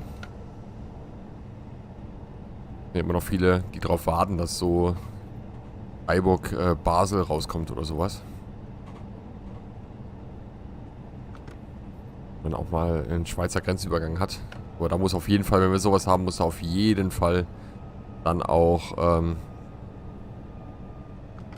der Streckenabschnitt zwischen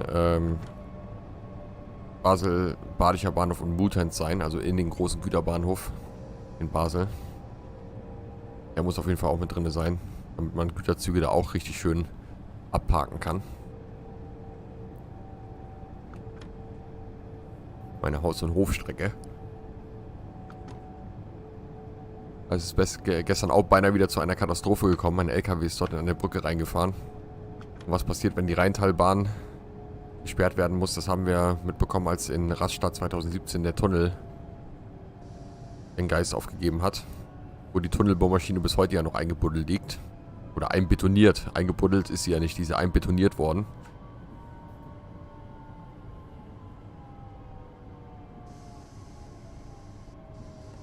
Ein bisschen sehr vorsichtig mit dem Bremsen gerade.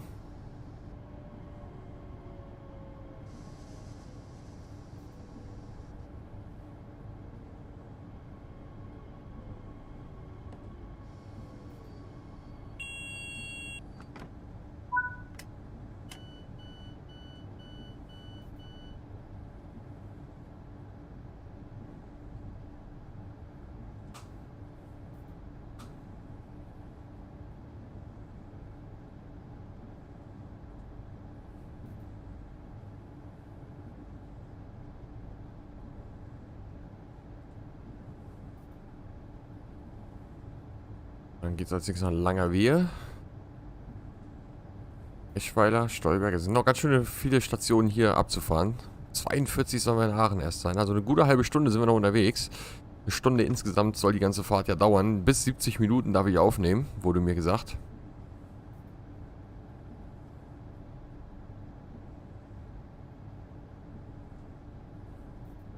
Dann können wir schon mal wieder lösen.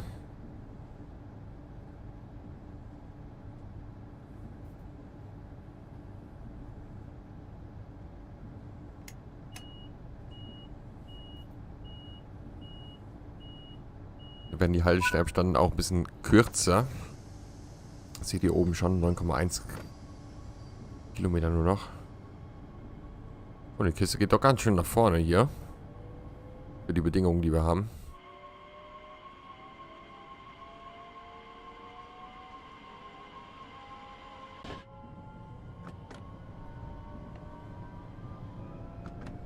Packen wir den Hebel auf den Tisch.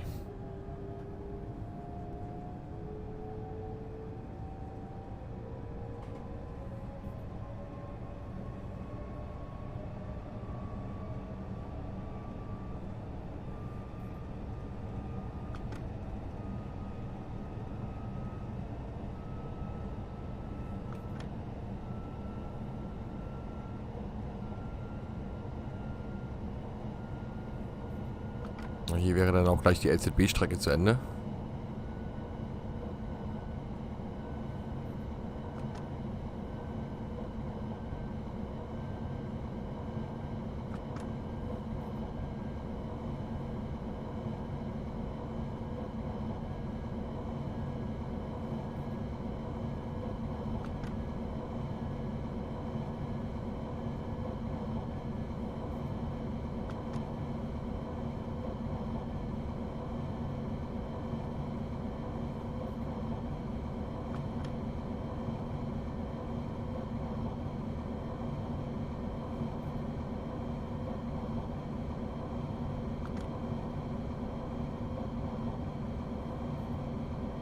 Das ist halt wirklich Schnellfahrstreckencharakter hier. Wobei das hier noch die interessantere Schnellfahrstrecke ist. Kassel-Würzburg ist da ja nochmal ein bisschen langweiliger, um es vorsichtig mal auszudrücken. Aber das hat halt, wir reden hier immer von einer Simulation und Simulationen sind halt so, und die Strecke Kassel-Aachen, die ist in der Realität halt einfach, Kassel-Aachen sage ich, Kassel-Würzburg ist in der Realität nicht anders als das, was ihr hier im Spiel geliefert bekommen habt. Also da gibt es keinen Grund, sich zu beschweren. Aber das war auf jeden Fall mal so ein kleiner Wink mit dem Zaunfall, was eigentlich mit TSW doch möglich ist. 180 Kilometer Schiene nachbauen in so einer Simulation ist auch nicht gerade ohne.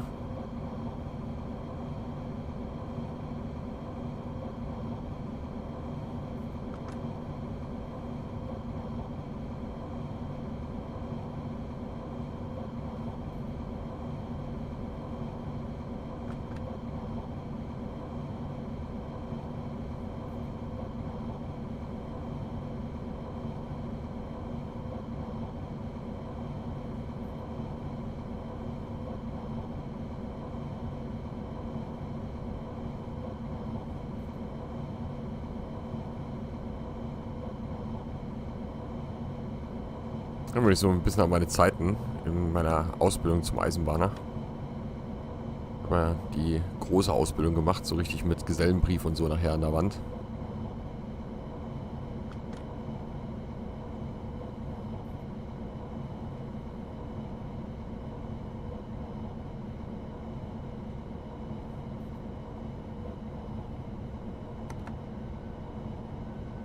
Da bin ich ja auch Regionalbahnen gefahren zwischen Mainz und Köln.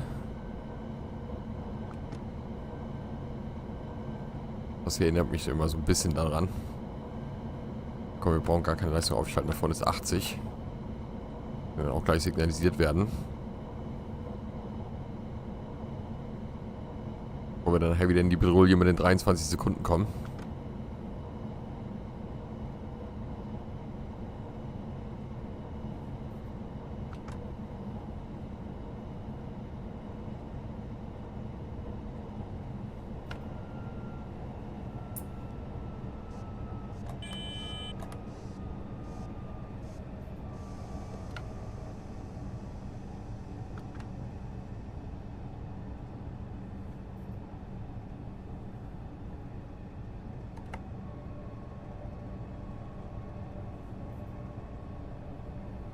So 80er Einfahrten auf solchen Strecken bekommt, ist das immer ein Indiz dafür, dass ihr zur Seite fahrt, um am Bahnsteig ranzufahren.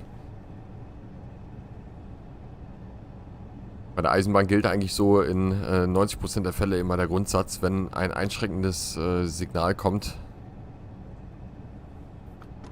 dann könnt ihr damit rechnen, dass der Fahrdienstleiter irgendwas mit euch macht. In diesem Fall ist es uns einfach aufs Seitengleis an den Bahnsteig rauszuholen.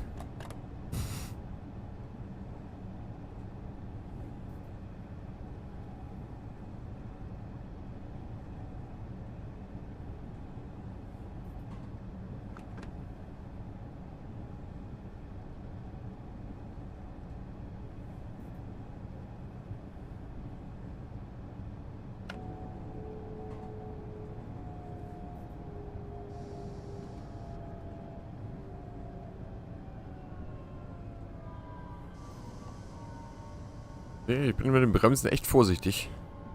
Das ist irgendwie so eine weil ich dem Talent nicht vertraue. Ich weiß nicht warum.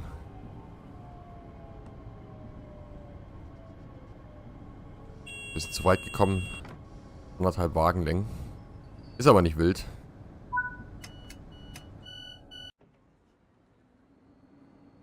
Bahnsteige hat ich glaube eine Dreifachtraktion würde man dann nicht an den Bahnsteig bekommen.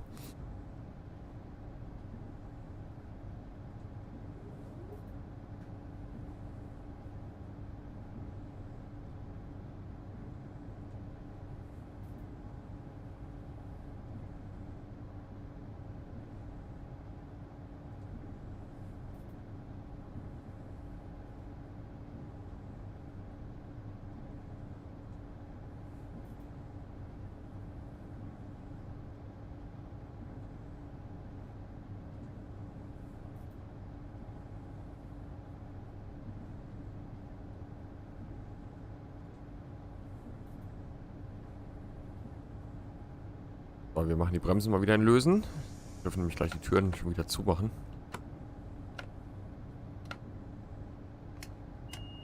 Und dann geht's weiter.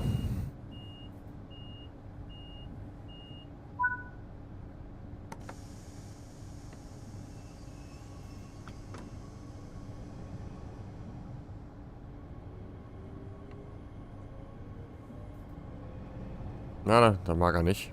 Weniger Gas geben.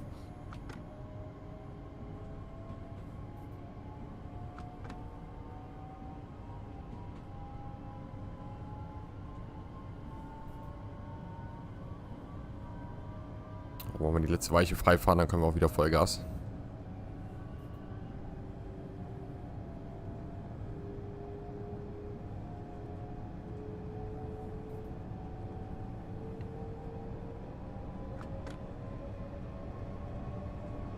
Man kriegt die Traktion nicht so richtig auf die Schiene.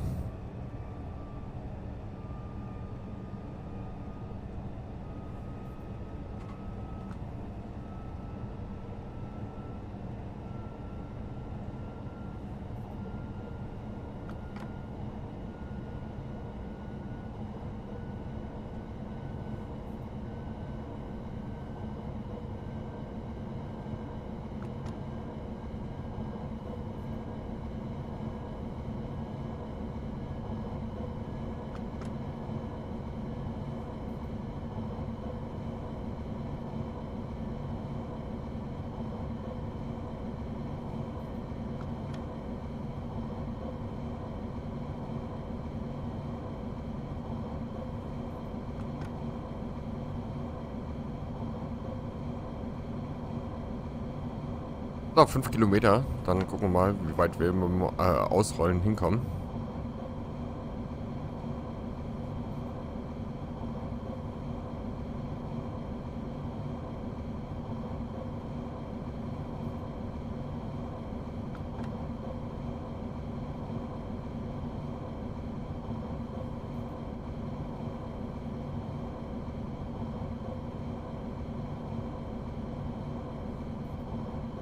Überall der Anzeigen-Meister. Das ist momentan das Top-Meme im Internet.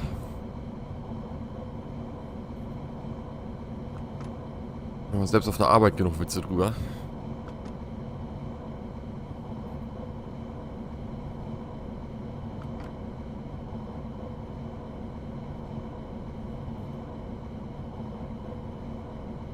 Ich meine, hat er sein Ziel erreicht, wenn ihn jeder kennt.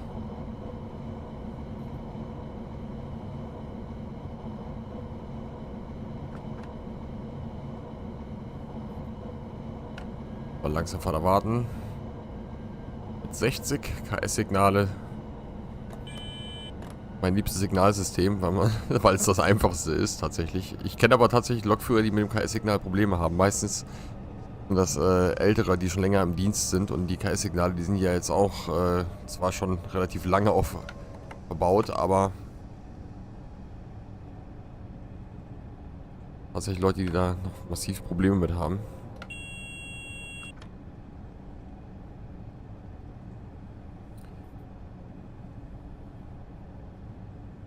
Ich glaube, das beste Signalsystem, was ich jetzt hier aus dem ganzen TSW-Universum mal mitgenommen habe, was signalgeführte Züge betrifft, ist das Englische, weil das ist wirklich total einfach. Da muss man sich überhaupt gar keine Gedanken drum machen.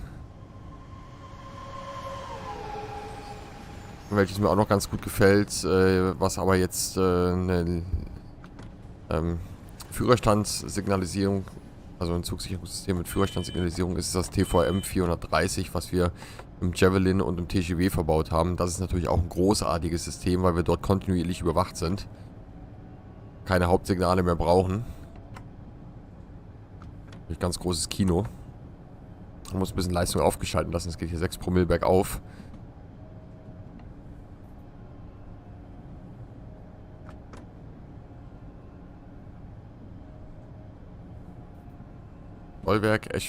Stolberg noch, dann müsste noch Rote Erde kommen.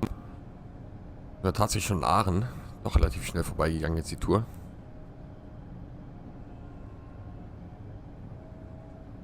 Ich glaube, das wäre so ein Grund, warum Regionalverkehr nichts für mich wäre. Weil wenn ich mir vorstelle, dass ich in so einer Schicht eingeteilt bin und den ganzen Tag nur eine Strecke hin und her fahre, weiß ich nicht, ob mir das Spaß machen würde. ICE hat ein anderes Problem, warum ich glaube, dass mir das keinen Spaß machen würde. Weil man dort ja mit den hohen Geschwindigkeiten halt relativ viel überstandsgeführt ist.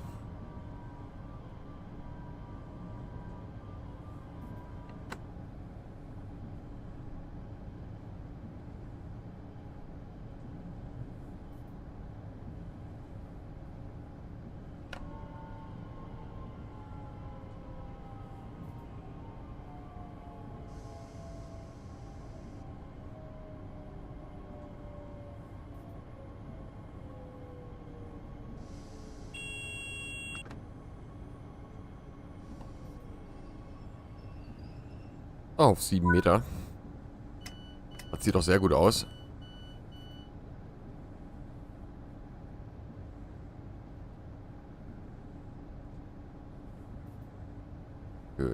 Ploppen irgendwo Fenster auf von meinem Internet Explorer, die ich überhaupt da nirgendwo haben will.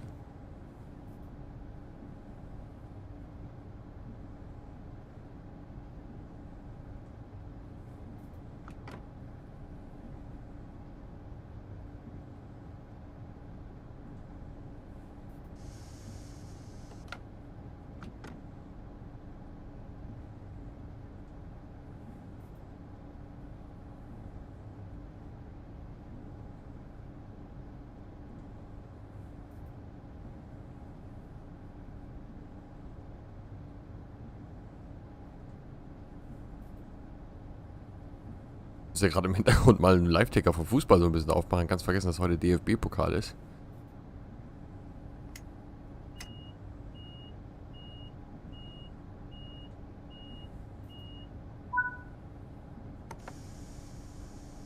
Nicht so viel Leistung, das haben wir vorhin gemerkt, ne? Das mag gar nicht so, aber in den Tunneln sollte es eigentlich gehen. Jetzt vor uns erstmal nach Stolberg. 31 sollen wir da sein, 3,3 Kilometer. Keine Entfernung. Einmal durch die 2 Tunnel.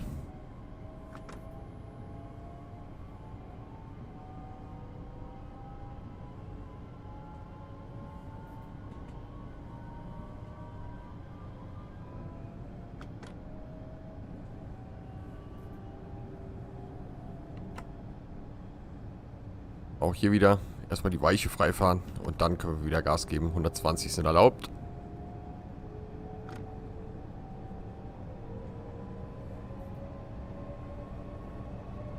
Wenn wir die erreicht haben, abschalten, rollen lassen und fertig.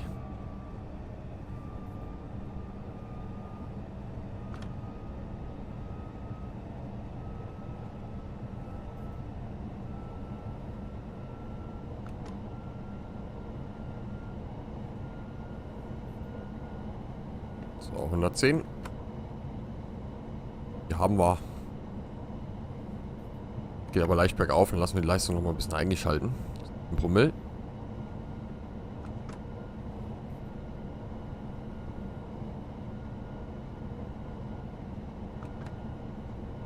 Stolberg muss ich immer an eine Schokoladenfabrik in Norderstedt denken, bei Hamburg.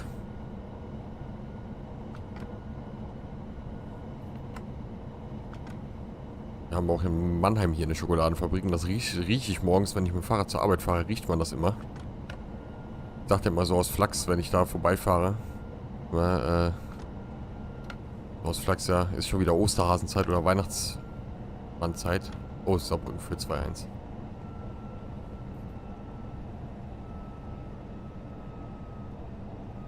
In der Verlängerung. Das riecht nach Halbfinale, Freunde. Aber egal, wir unterhalten uns nicht über Fußball. Ich muss ja dran denken, dass ich nicht nur auf meinem Kanal hier gerade online bin. Auf meinem Kanal würde ich sowas jetzt, also erzähle ich dann sowas, was ich so nebenbei immer so ein bisschen mache. Erzähle ich dann immer so ein bisschen. Wie jetzt in diesem Fall, dass ich hinten im Hintergrund den Live-Ticker vom DFB Pokal Viertelfinale laufen habe. Das ist natürlich ärgerlich für Gladbach. Weil wenn ich das richtig verstanden habe, haben die 1-0 vorne gelegen.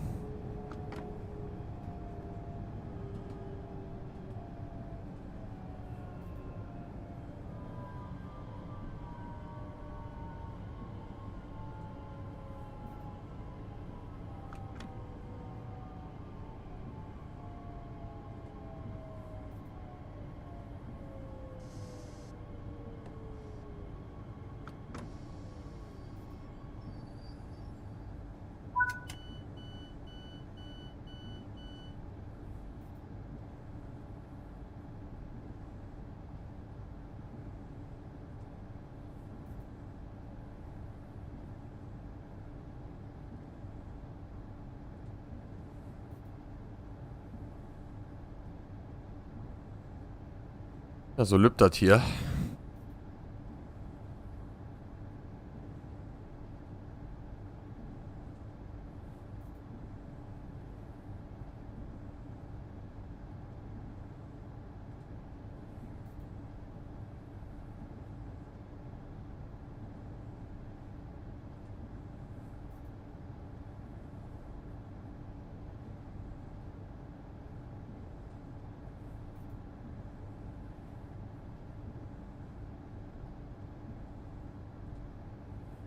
So, Bremsen wieder lösen. Dann geht's auf nach Roterde. Ist auch nicht weit weg.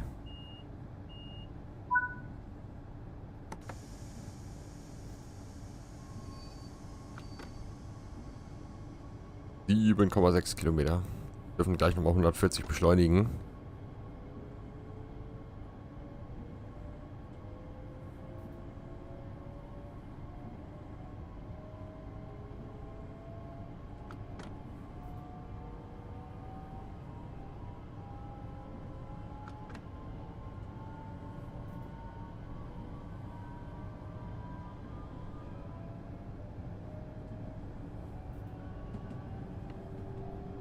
So, Hebel auf den Tisch.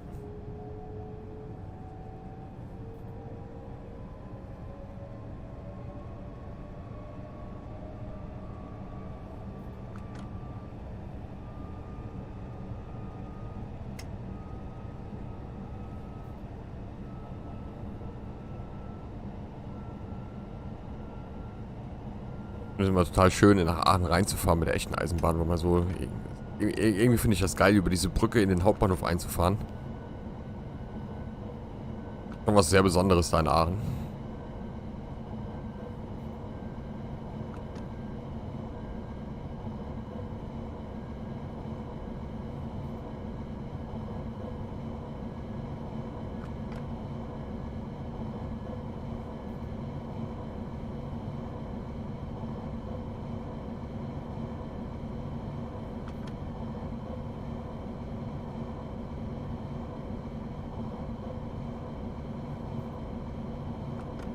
Halt schön die Signale im Auge behalten, weil jetzt gleich die ersten Einschränkungen für Aachen kommen.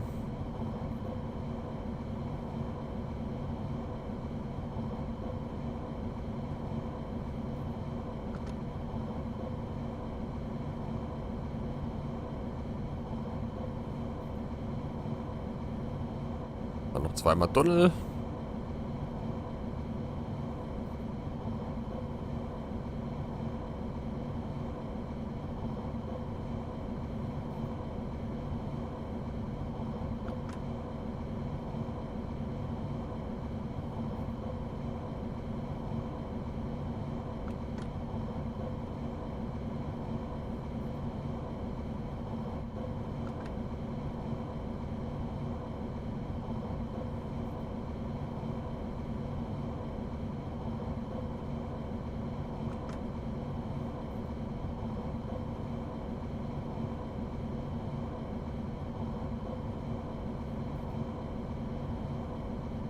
Und dann machen wir uns mal flach wie eine Flunder. Leistung abschalten, einfach ein bisschen rollen lassen. Bis nach Roterde sollte das ausreichen. Da vorne sind gleich E120. Da müssen wir aufpassen. Wenn die Vorankündigung kommt, könnte dort ein Geschwindigkeitsprüfabschnitt liegen. Da wollen wir uns ja keiner einfangen.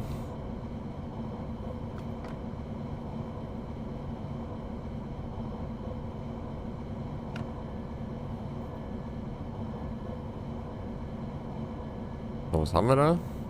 Die 120 in der Vorankündigung. Gut. Kommen wir schon mal ein bisschen runter.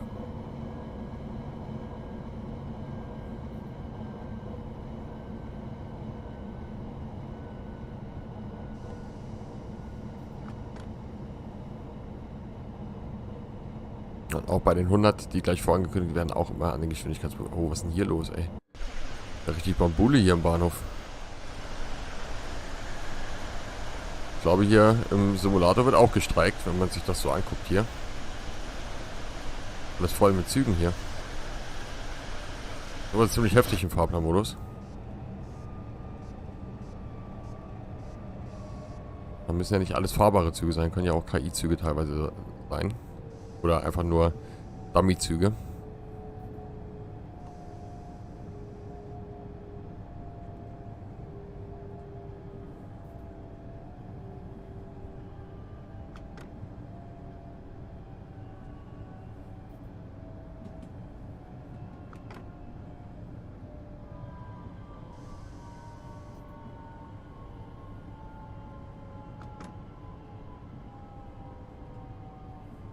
Das ist eine richtig entspannte Fahrt.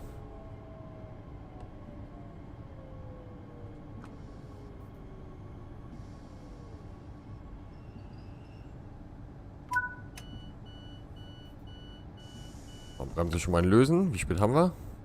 Ah, hier warten wir sogar fast noch 2 Minuten.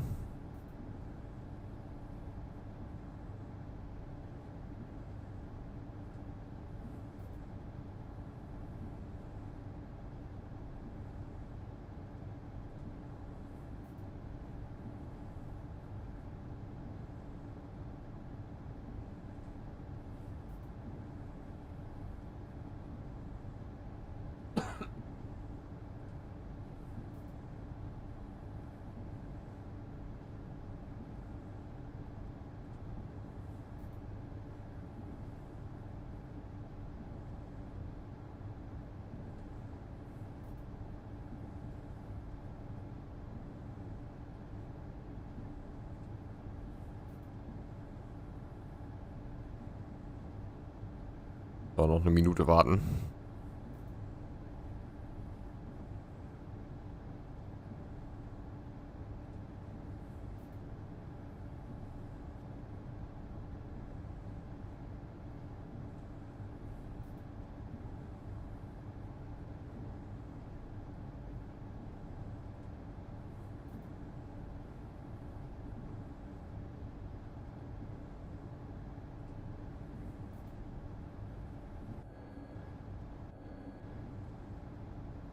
Ich glaube mal testen, ob die Nummer mit dem Schnee inzwischen weg ist, aber das scheint tatsächlich so zu sein.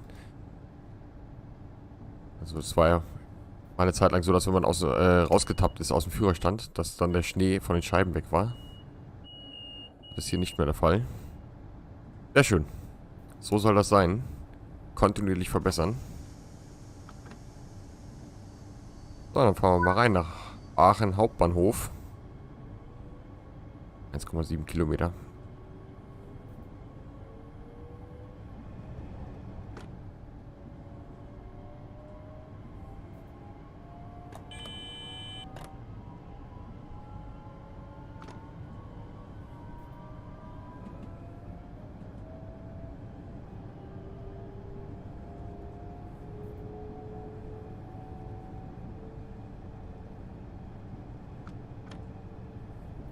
Und gleich kommt die Brücke, die ich so schön finde.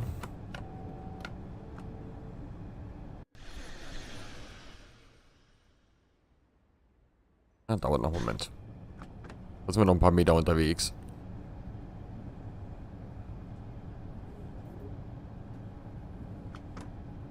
Muss ja die Signale auch noch beobachten.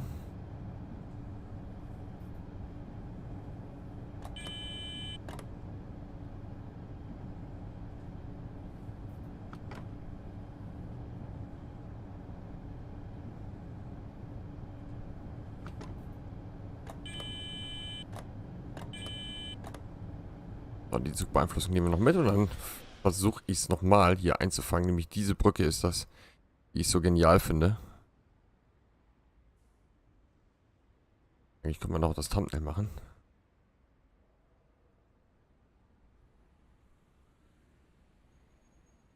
Nochmal ein bisschen runterbremsen hier.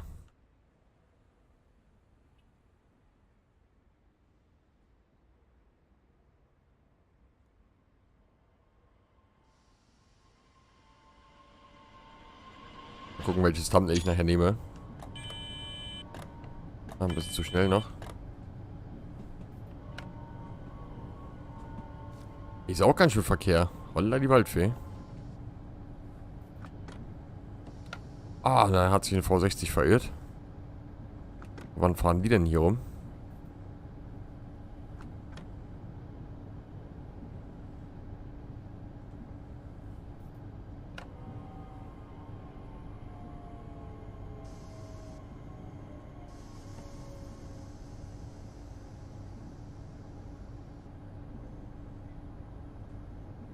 Schade, dass wir mit den Güterzügen nicht nach Aachen West runterfahren können. Das ist nämlich auch nochmal ein sehr schöner Streckenabschnitt.